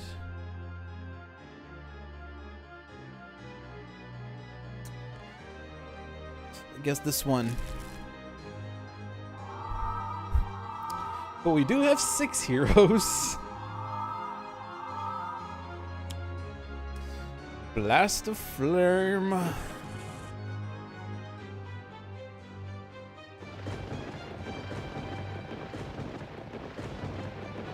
We can at least use Hoist Chain, although that will require destroying something. We get another one. We get Isis, who is also going to react because Taste of Immortality normally doesn't have any symbols, but now it has all the symbols. And Isis deals the hero with the most cards in play in 2 infernal damage, so it's actually... Well, it's going to target the Sentinels, but all things considered, it's probably not the least bad thing to happen right now.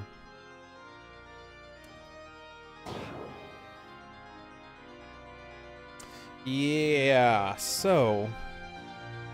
I mean, it wasn't an awful start, but... We get the Rathian Monolith, which will make her huge. Her huge power will deal each target 2 sonic damage and switch to normal. And that way we can keep the rest of the team alive. Or I could just play it and have Fixer eat it, so we could do something else, but Fixer might just meditate into Driving Mantis. I don't know how effective that will be, but we can go into Driving Mantis. Colossal Left Hook, deal 1 target 3 melee damage, discard a card to play a card, so I could deal 3 damage and then play the Thorathian Monolith. The problem with that, however, is that because Osiris is acting each round, Skyscraper is not going to have cards. But I think, if we can get rid of Set, we can get free card plays, and free card plays might help. So let's try that. Get rid of Set ASAP.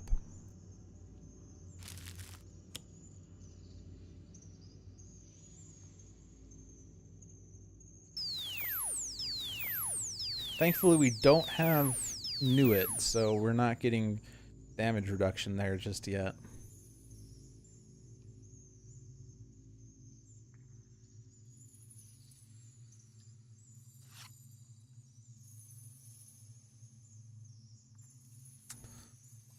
So, actually, I'm just going to meditate. I'm going to meditate into Grease Monkey Fist. And I'm going to destroy Grease Monkey Fist. This will do 1 extra point of damage to Set.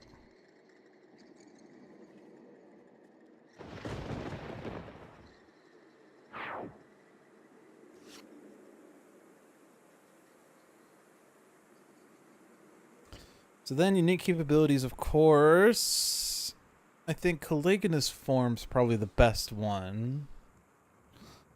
Because it could stand to hit something.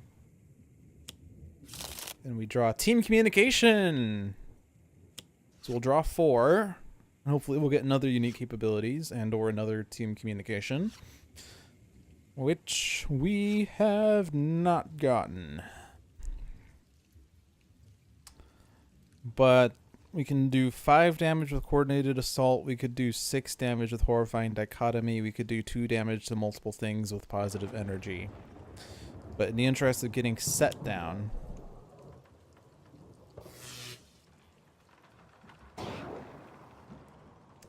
and then we have 2 damage there, and I think the other ones don't do damage. So this is the way to do it. And we have a Hippocratic Oath. This card deals each non-vampire target 1 Infernal. That's good.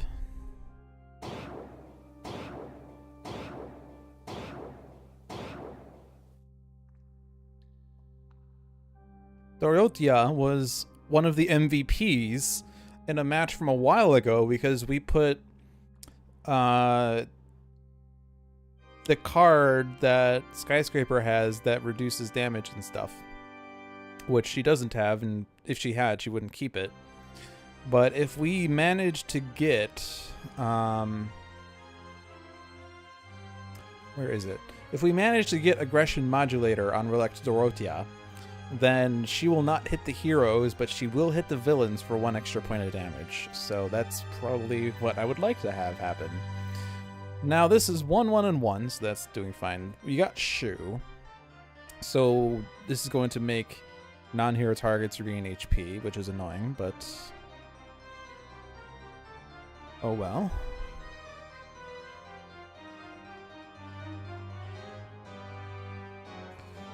But thankfully, because of the Thorathian Monolith, this is 0 damage.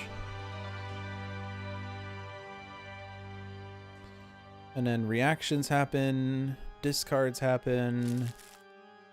I don't think we're going to use Grease Gun.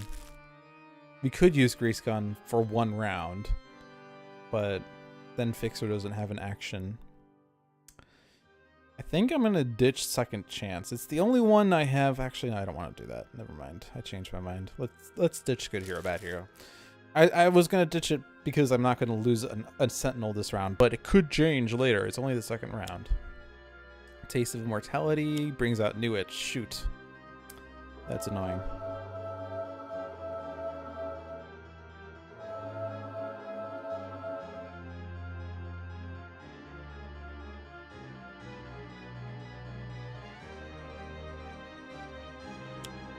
Destroy each villain with 3 or fewer. Doesn't happen. I'm fast forwarding through these. I don't normally fast forward too much because otherwise you don't actually see what's going on. But especially like the elemental burst attack was doing what, 3 instances of damage to 8 heroes. That's a bunch of nothing.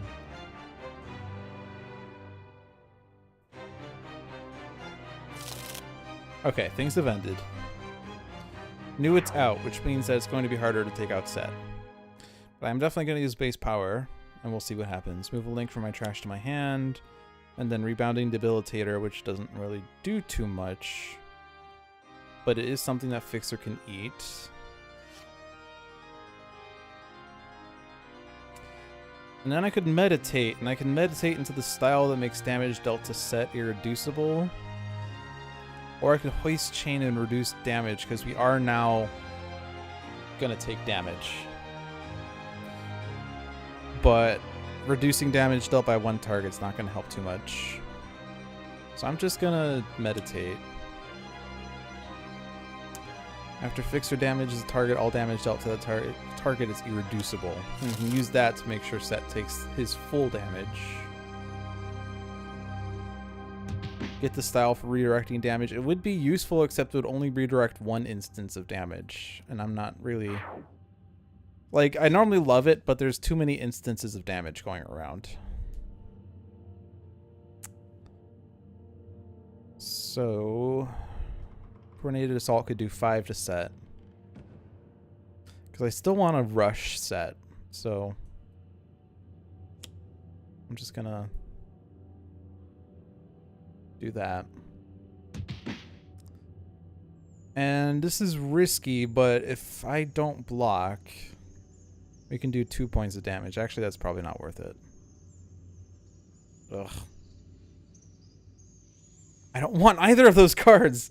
Neutralizing Resonator, Skyscraper, what are you doing? Actually, no, I think I have to block. I have to block. I can't. There's too many damages happening.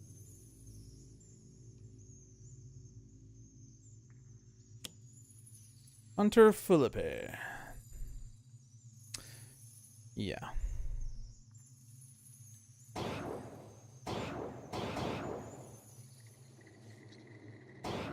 And then Philippe goes after Relic Dorothea, which was my friend. Oh boy, all the Ennead are out.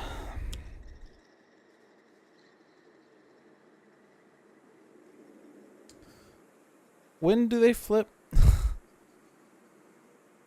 At the start of the villain turn. Okay. So we have 1 round before we have the damage increase. Oh boy. Does order matter? I don't know. That's the problem, is that there are too many Ennead with too many reactions. I don't know which is the best one.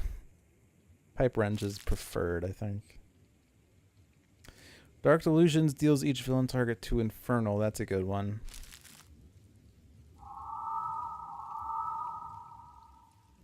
Oh, damage Delta Fixer is irreducible. Well then.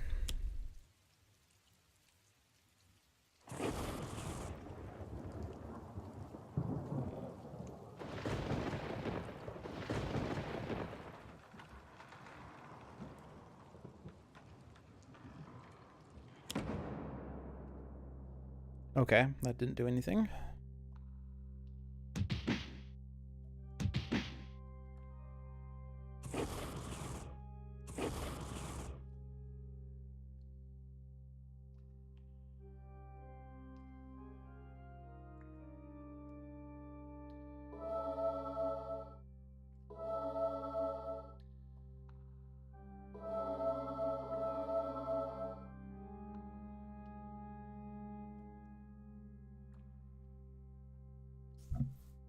We just need to get Set out of there.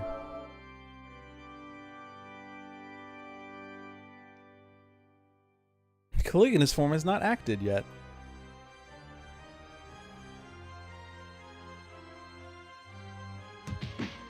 Yeah, block kept us alive, so I had to do that. I'm not playing that card, but I will move a link for my trash. And that one actually has use. And rest and recover. And I'll take the Thorathian Monolith back so I can go huge again.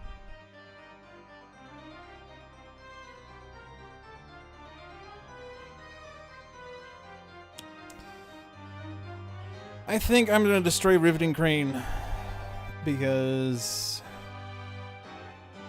that's the only other thing. I want to keep the Pipe Wrench.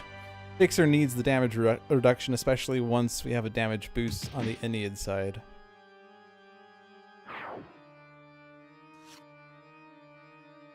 Toolbox can help counter Osiris. And now the damage delta Set is irreducible. I could positive energy and then Relic Dorothea will take out Set. I could also Dark Delusions, but I think the HP would be appreciated.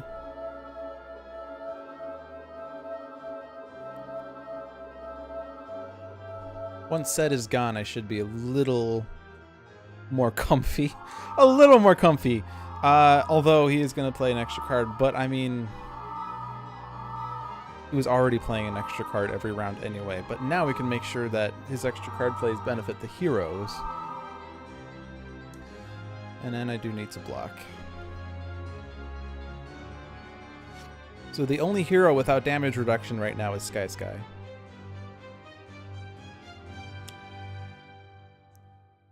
Alright. Not that it matters, but let's take out Set first. Card plays! So if you don't know, Set's... Well, if you don't know the Ennead period, you're watching because you're trying to figure out how cards work and stuff. Which I don't really do a good job of describing what cards do, I just describe my plans. But the Ennead have front sides and back sides, like every villain card does. But unlike villains in general, this is actually more similar to Vengeance villains. Their other side, their flip side, is their incapacitated side. And incapacitated abilities for villain cards act differently than hero incapacitated abilities, because a hero incapacitated ability, you have a choice of 3 things that you can do during your incapacitated phase. The Ennead all have things that happen at the start of the villain turn, and Set's incap is probably the most useful one. At the start of the villain turn, play the top card of each deck in turn order, starting with the villain deck. So it does provide a villain card play, but it also provides a card play for each hero and then the environment, which can help. And it's generally a bit more beneficial because you get H hero card plays, or at least however many active heroes there are, which can help counter the extra villain card play. Of course, all of these Ennead are going to react to the card play that the Ennead plays, but I mean, they're already reacting to things anyway, so it doesn't really change too much. One of the worst ones, however, is Tefnuts. Because at the start of the villain turn, each player discards one card. And we're already having issues with this with Osiris. Because each player discards a card whenever a villain card enters the trash. Or the first time the card enters the trash. So, it's not too nice to flip Tefnut. But it will be nice to flip Osiris. A Tomb is also one we want to have flipped. Because he's also providing an extra villain card play. And Nuit is providing damage reduction to all of the Ennead. Except for Nuit. So certainly there's some amount of issues here, but Death's Grasp. That's okay. And then these effects. What's my plan with Shu? Shu isn't too bad by himself. He is immune to melee and projectile damage. But we have heroes that don't primarily deal that except for Fixer, but Fixer can deal different types of damage with the Grease Monkey Fist, at least. His ability, whenever a card enters the trash, each non-hero target regains 1 HP, which does keep the Ennead alive for a little bit longer. His Incap ability, play the top card of the environment deck. It's, you know, it plays an extra environment card, but it's not really, like, a thing I really desire too much, so... Like, my priority right now is probably a Tomb if I can get past the damage reduction. Nuit if I can't. After I take out Nuit, take out a Tomb, and then take out Osiris. Because Nuit's providing the damage reduction. A Tomb is providing an extra card play. Osiris is making us discard cards. The other ones primarily deal damage with some healing. So they're a bit more easier to mitigate. A bit easier, not more easier. I always say that because that's bad English. I'm going to gamble that I don't need second chance because the other cards are too good.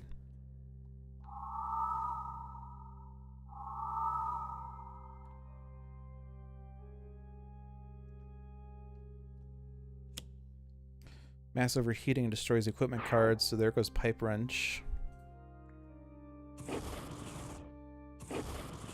So Fixer has 0 cards in hand and 0 cards in play. Which is scary.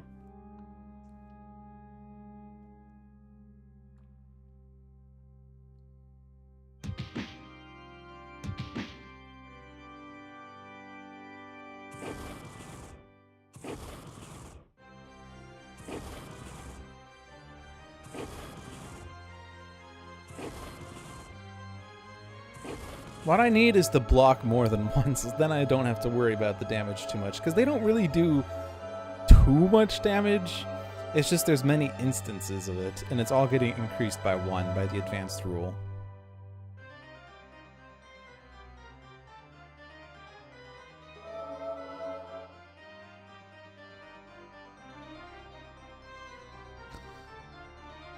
We'll just target right.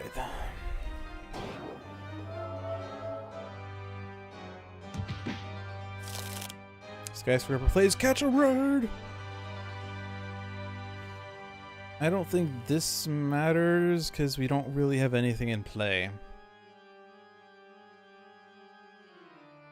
We'll just have Fixer do it. If he had Pipe Wrench, he would be the one to do, but we don't. Yeah, knew it. There is an irreducible clause on this, but...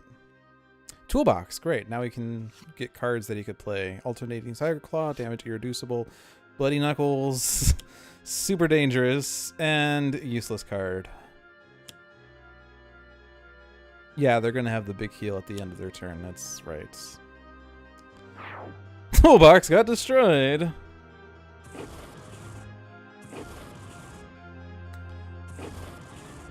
Yep. This +1 is painful, and their HP recovery is going to be annoying. Yeah, actually, we just caught a ride, and now Nuit's going to regain that HP back. Or is it only 1? Yeah, because I guess it's H-2. I thought it was, like, H+1. But at the end of the villain turn, each villain target regains 1 HP. Okay, so it's not too bad. I think Thorathian Monolith is in order. This can keep us alive for a little longer. And Infecting an Error is currently targeting Idealist, so that's not good. I'm going to get rid of Infecting an Error, because Relic Dorothea is actually not bad. Especially with this, but...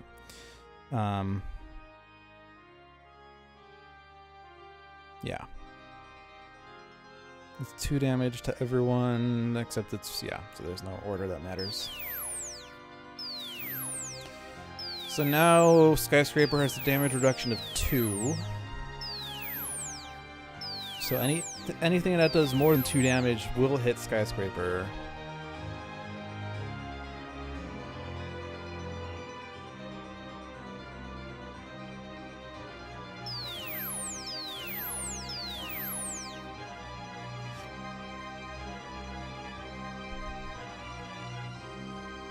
Oh, and I can just destroy Bloody Knuckles with Dark Watch. Okay, we'll do that.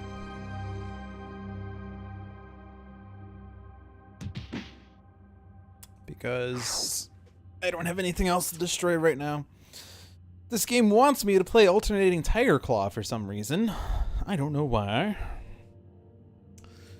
Is it time for Hippocratic Oath? I still kind of want to just do a bunch of damage.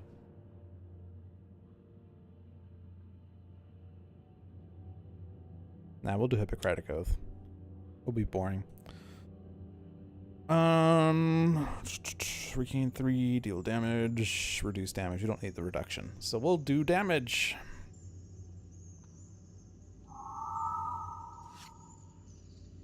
Oh boy, Blackout. That's actually a really good card here. Blackout says one of your heroes deals 1 target 2 melee damage. If Wraith deals damage this way, the damaged target then deals each non-hero target 2 infernal damage. Meaning that since we would probably target an Ennead with this, this is exceptionally great because the advanced rule increased damage dealt by villain targets by 1, so Blackout instead of doing 2 damage does 3 damage. But furthermore, the Ennead are in fact nemeses of each other. So whenever one Ennead deals damage to another Ennead, it automatically gets increased by 1. So Blackout is effectively saying deal 4 damage to all of the Ennead except for the 1 you damage, but that's okay.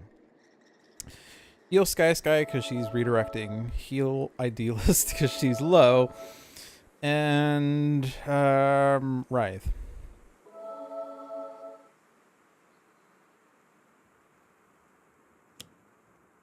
Beast of Flesh. So this one says if there are at least 3 vampires in play, destroy this card. If not, play the top card of the environment deck. At the start of the environment turn, each vampire deals the hero with the highest 2 melee. So, but we are safe from this damage, and most of the Ennead is as well.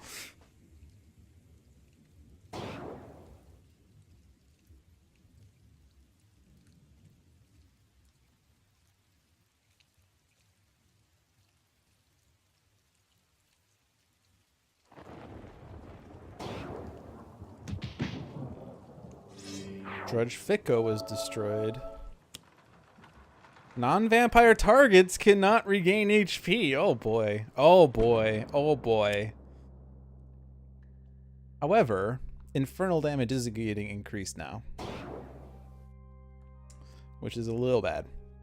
But Unhallowed Halls, non-vampire targets cannot regain HP, so the Ennead are not regaining HP. Targets cannot deal radiant damage, which I don't know if there's radiant damage here. Yeah, there's no radiant damage. And all infernal damage is increased by 1, and of course we have infernal damage here, which is going to be scary. I'm actually going to order this time, I think. Let's start with this one. Yeah, for some reason I've thought that like positive energy might deal radiant, but it's actually psychic because it's Idealist, and Idealist generally deals psychic. Hey, Citizen, how are you doing? Compulsion Canister is great. We're gonna play that. There are no link cards in play, so Explosive Reveal isn't gonna do anything. Blackout does deal infernal damage, so now Blackout's even stronger. That's why it's great, because it's now gonna do 5 damage to other Enneads. Happy to be at the end of a long work week. How am I doing? I'm doing fine. We won our first match against Ultimate Infinitor. We lost our second match to Ultimate Plague Rat because he's Plague Rat. Ooh, Dark Delusions is also infernal. Let's get rid of Flee in the Darkness because it's not infernal. Sky takes all of this for 0, which is fine. Oh, but Hippocratic Oath can act. Yes, we want that. And let's give it to Sky because she's redirecting. Oh, no, never mind. We can't do that because Unhallowed Halls, right. I always forget that. I always get super excited about HP recovery, and then I remember Unhallowed Halls. The 2 non-villain targets with the highest HP, so we'll do that.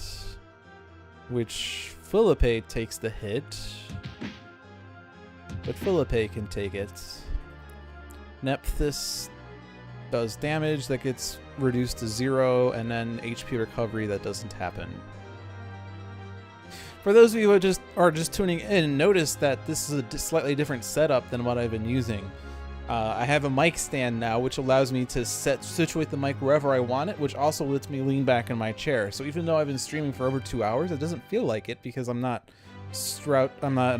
leaning forward for 2 hours. So I'm more able to do long streams, which is nice. I'm more able to kick back and relax than I've ever been able to. None of them can regain HP. Except for the vampire. None of them can regain HP. This redirects.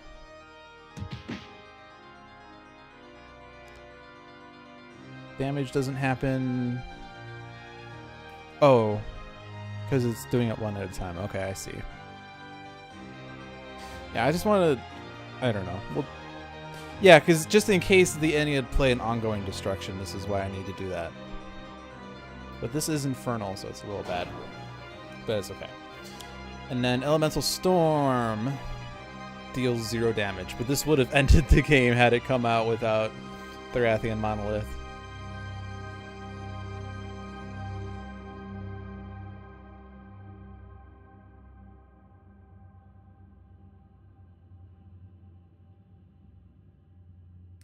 So I'm actually going to fast forward because this is a bunch of 0 damage.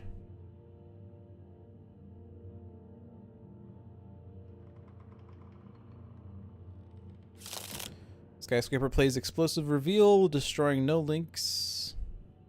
Fixer plays Overdrive, so you can use Strike twice. Ugh. I want to, but I also can't without destroying something. So no. Ooh, unique capabilities. Delicious. Let's get the Durasteel chains. Ooh, Aura Vision. I want that, but I also want a blackout.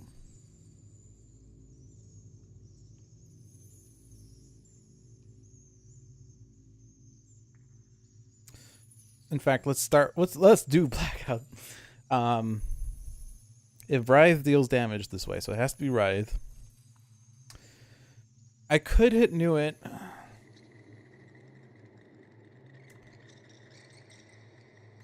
I'm just trying to think if there's something else I could do.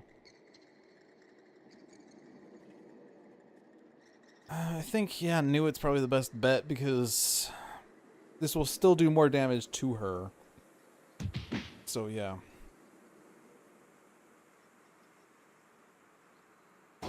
And 4 damage to other Enneads. I would have preferred Nuit to be gone, but nothing I could have done about that, really.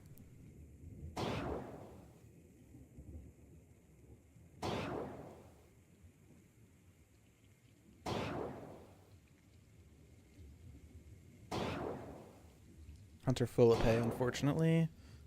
Relic Doyotia is gone. And Blood Countess Bathory, which is strictly bad. Raise the power gives Elemental Storm, which does nothing, so we're fine.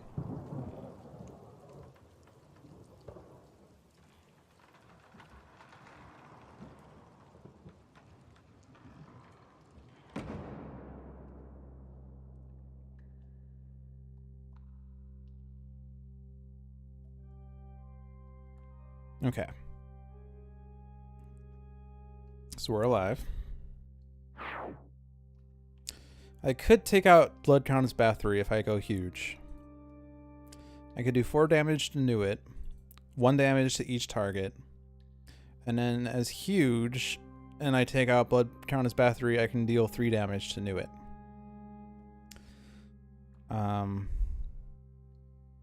Because she only goes against heroes. Feast of Flesh, though. Yeah, that's also a bad one.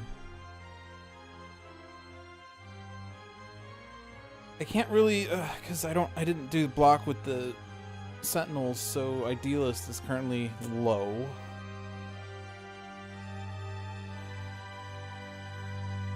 I could put out Compulsion Canister, and then one other Ennead could do 4 damage to Nuit.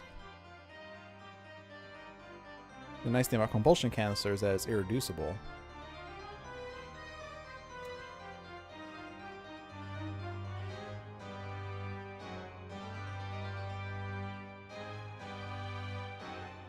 But yeah, I think I need to take out Blood Countess Bathory, so...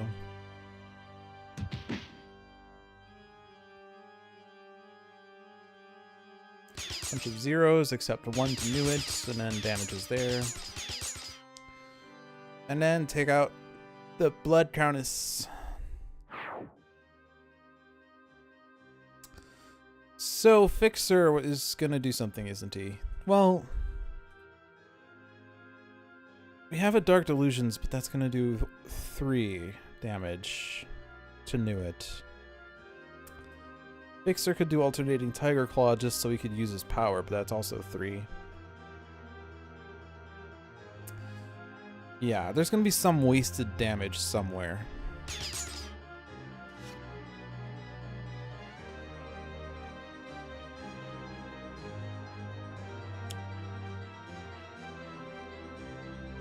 This is irreducible though, because we have Alternating Tiger Claw, so I could target a tomb with this.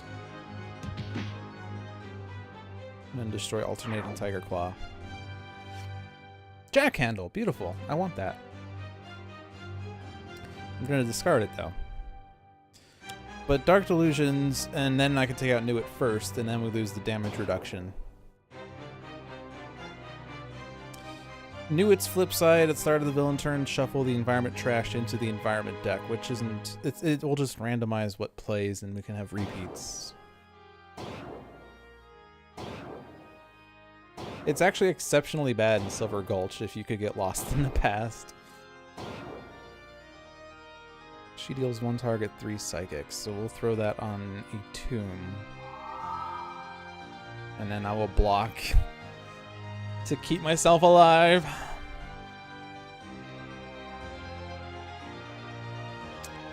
I think it's likely that someone's gonna perish.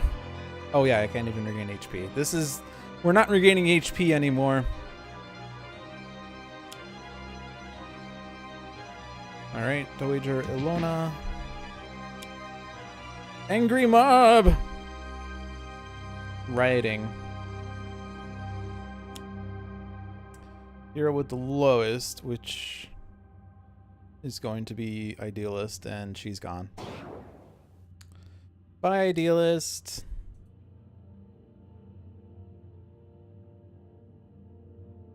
If you have Akash Thraya, Nuit is great for her, indeed. If I put Micro Assembler on Fixer, we could... Because it says... What does it say? It says discard a card, then search your deck for an equipment card. So you don't have to have a card in hand to use it. And we could have him put Grease Gun in play. So we might do that. Yep. Well, Idealist is gone, so Aura of Vision doesn't do anything right now.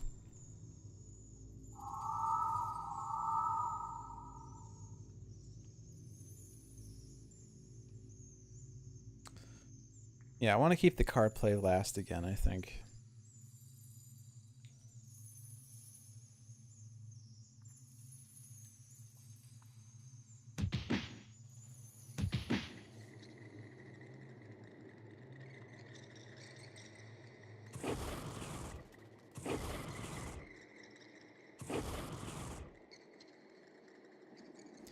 Actually, I think because Skyscraper is going down, we want Tefnut to do it, so that Tefnut doesn't hit a Sentinel. Or Fixer, or whoever. Deals damage to the hero with the most cards in play, which, if I send it to Writhe, although I guess that already happened, oh.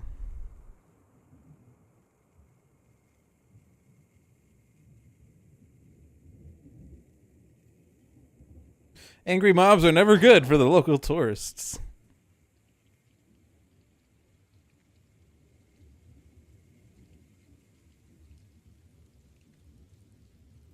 So vampires can regain the HP, which is what's going on there. And then Blast of Flame. I'm gonna throw on Fixer. Grease Gun. Okay, well, I guess Grease Gun is happening now, unfortunately. Infecting an error is not good, really. Destroy 2 hero ongoing and/or equipment cards. The villain target with the lowest HP deals any hero with ongoing and/or equipment cards in play 1 infernal damage. And that's going to be increased by a bunch, so we can't actually destroy Grease Gun with this, because it will do something. So Hippocratic Oath is not doing me any favors right now. And Sentinel Tactics is normally great. So I probably want to keep that. So I guess I'm going to destroy Steel Chains. But that's the Grease Gun that I was hoping to get. Although I guess since Sky's gone, doesn't matter. Reduce damage dealt by environment cards. Select an environment target. Redirect the next damage dealt by that target. Or switch to a different size. I don't know if this is going to work out. Because I'm going to have to destroy something if I want to use... If I want to deal damage. There's like... Ugh. We have no options.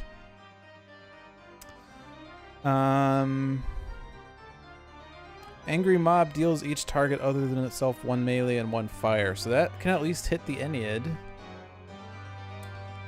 And it won't hit the Sentinels.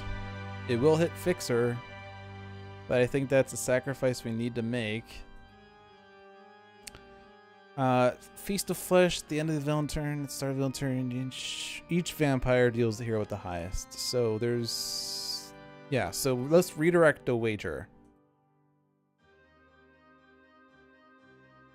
So that we can redirect it to someone. And... Caligulous Form is needed. And I want... Yeah. I want things. I don't think Fix is going to last anyway. But we can get Idealist back. Which is good, because then Sentinel Tactics, I can deal damage. And after I deal damage, we can use a power. Human Shield. With 0 cards in hand. Yeah, so Skyscraper lets me redirect this, so that's good.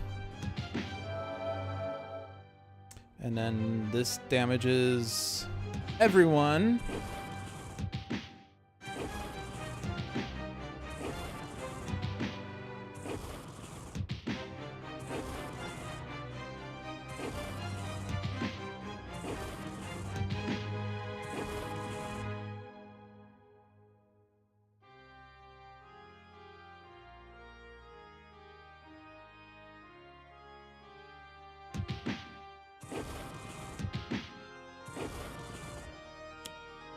Matron Erzi.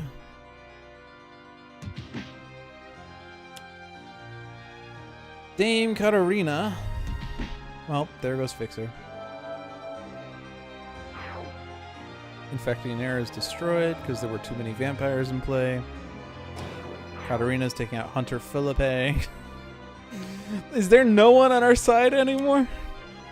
Destroy 2 hero ongoing inner equipment cards. Well, we don't have a choice here. Thankfully, there were none in play. Discard a card and deal ourselves 0 damage.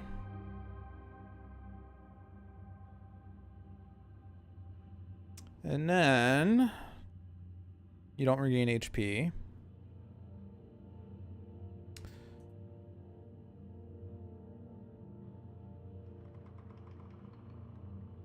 That didn't I just click on that? Or what did I click on? I clicked on something and it didn't do a thing. Deals damage. Deals damage. Let's start with that one.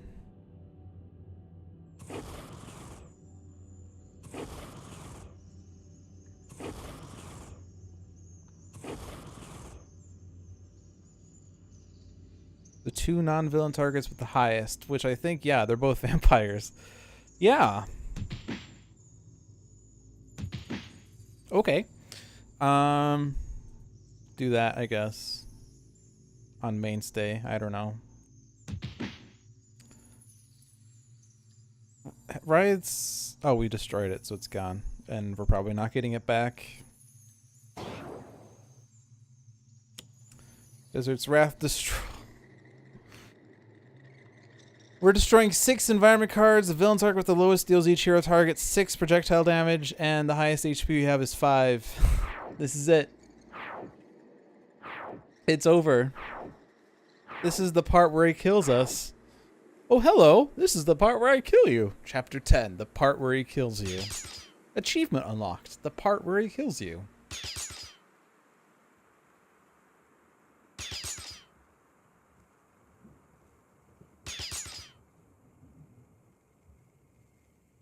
And that's it. That's the Ennead. Oh well. This is how it goes with ultimates. You can maybe win, but the odds are stacked even more against you than normal, so we lasted longer than Plague Rat at least, so we have that going for us, which is nice. We also had a lot of damage redirections and reductions that we tried to incorporate. Unfortunately, because we started with Osiris, I think that's what really killed us. Because if Osiris is the last Ennead to come out, then you at least have a chance to build up a hand before you start losing cards. But because we started with Osiris and we started with Set in a Tomb, meaning that the villains were always playing 3 cards around, that just meant there was no way to mitigate things. It was just going to be awful no matter how you slice it. We lasted longer than I thought we would, though. I would have liked if we could have gotten Fixer set up with a Jack handle, but because he didn't start with one and because we kept discarding cards, it was never going to happen. So yeah, that's the ultimate Ennead, and it's an argument against playing random matches in ultimate mode, but hey. We at least got one villain down. We took out Infinitor, and that's good because Infinitor was one of the ones I was scared about, but we managed to take him out within one round of destroying Meteor Storm. I don't really like those cheap tactics too much, that said, but it worked out. Thanks for watching Dolphin's Dive, everyone. I am going to cut it here. If you enjoyed what you're watching, be sure to give this channel a follow. Handelabra Games is created by the company Handelabra, who is responsible for creating the digital game that you see before you, Sentinels of the Multiverse. It is an adaptation of the physical card game that Greater Than Games developed and released in the past decade. And if you like the physical game, you can certainly pick it up through Greater Than Games or your local board game dealer. But if you want to play it digitally, it is available in many avenues. It is available on Steam, it is on iOS, it is on Android devices. And the base game is, I don't even remember what the price is because it's been forever since I've got it, but you can get the base game for cheaper than you can get all the expansions. That said, each expansion can be found through purchasing a Season Pass, which will give it to you for a discounted price. And especially Season Pass 2 is discounted currently because it is still in development. You can purchase it for a lower price than normal, and you can get all of the decks and eventually the ones that will later be released. What still has to be released are the Void Guard decks, all 4 of those, and then the Oblivion expansion, which includes Oblivion and the 5 heroes in that expansion and the 5 environments, I think, in that expansion. $10 for the base game. And the season passes are crazy amounts of content. Like season passes, I want to say like $25, $30, which is like 3 times as much as the original price. But that's because they have so much content. Like, let's just take a look Actually, I don't want to do it because I want to leave this music playing. I was going to say let's take a look, but if you go if you like, I would say if you go look yourself. But if you haven't bought it yet, you can't do that. But like the base game has only 4 villains. But if you've been watching the stream and you've been seeing the villain selection screen, you've seen so many villains. You've even seen so many game modes. That's because each expansion has released at least 4 villains with it. And the heroes, the base game has 10 heroes, and the expansions have varying amounts of heroes. The mini packs expansions have each released 1 hero, except for mini pack 4 released 2. The main expansions have released 2 heroes, except for Vengeance, which released 5, and Villains of the Multiverse, which released 0. There are 15 team mode villains, and there are other numbers of standard villains. I don't know the exact count for that. Actually, I can tell you because I have the list right here because I have it open. There's 30, but that includes variants, so there's actually 26 standard villains. So that means 4 villains in the base game, 22 in expansions for the base game, and 15 in team mode. That's a ridiculous number. Base game also has only 4 environments, but so many more from later expansions. And it is a very well designed and very well built game. Like, I've been playing it for probably 4 to 5 years at this point, and I still learn things from it. And it still feels like an epic game, because even when you know what you're doing, it is a challenge to win, as you saw here, where I lost 2 of the 3 matches, not because I was bad, but because the villains overwhelmed me. Anyway, if you don't have the game, you should get it. If you do own the game, then I'm preaching to the choir. If you like this content, like this sort of stream style, you can check out Handelabra Games' channel right here. You can give them a follow at twitch.tv/Handelabra Games. Every Monday will be a new stream starting this Monday, actually, in 3 days. It's called On Deck. It features Pirate Savvy and Dover, and it's a brother and sister team as they learn Sentinels of the Multiverse. Every Tuesday is Sentinels Live with Jeremy and John, who are 2 of the developers for Sentinels of the Multiverse Digital. And they like to showcase new content in Sentinels as well as for the other games that they've been developing. They are, of course, responsible for Sentinels of the Multiverse, but also they've helped release Bottom of the Ninth, a sort of not RPG, it's a dice baseball game. I don't care for it, honestly, but it is something that they've released.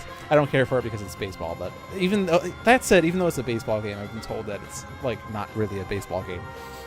It's more of a strategy thing. And then they've also released One Deck Dungeon, and they've been working on the expansions for that. And that is an amazing game that you should check out. And they've announced recently that they're going to be working on Aeon's End, which is another cooperative sort of strategic game like Sentinels of the Multiverse that's still in early stages of development. They've also gotten approval for developing Spirit Island, but I believe they've said their first priority is Aeon's End. So they have a lot of content that's coming up, which is amazing considering the size of their company and the amount of work that they've already put in towards Sentinels of the Multiverse. So lots of exciting things there. Anyway, Monday, On Deck. Tuesday, Sentinels Live. Friday, Dolphins Dive with yours truly. Not next week, because I'll be out of town, but 2 weeks from now.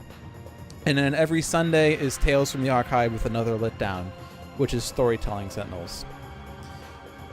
Lude is bad at goodbyes. Yes, I'm sorry. I have to say a lot of stuff, and it's not even stuff I have to say. Like, my outros are so much longer than my intros because I just say a bunch of stuff. But anyway, thanks for watching, everyone. I'm going to cut it and wish you all an excellent night. Thank you very much.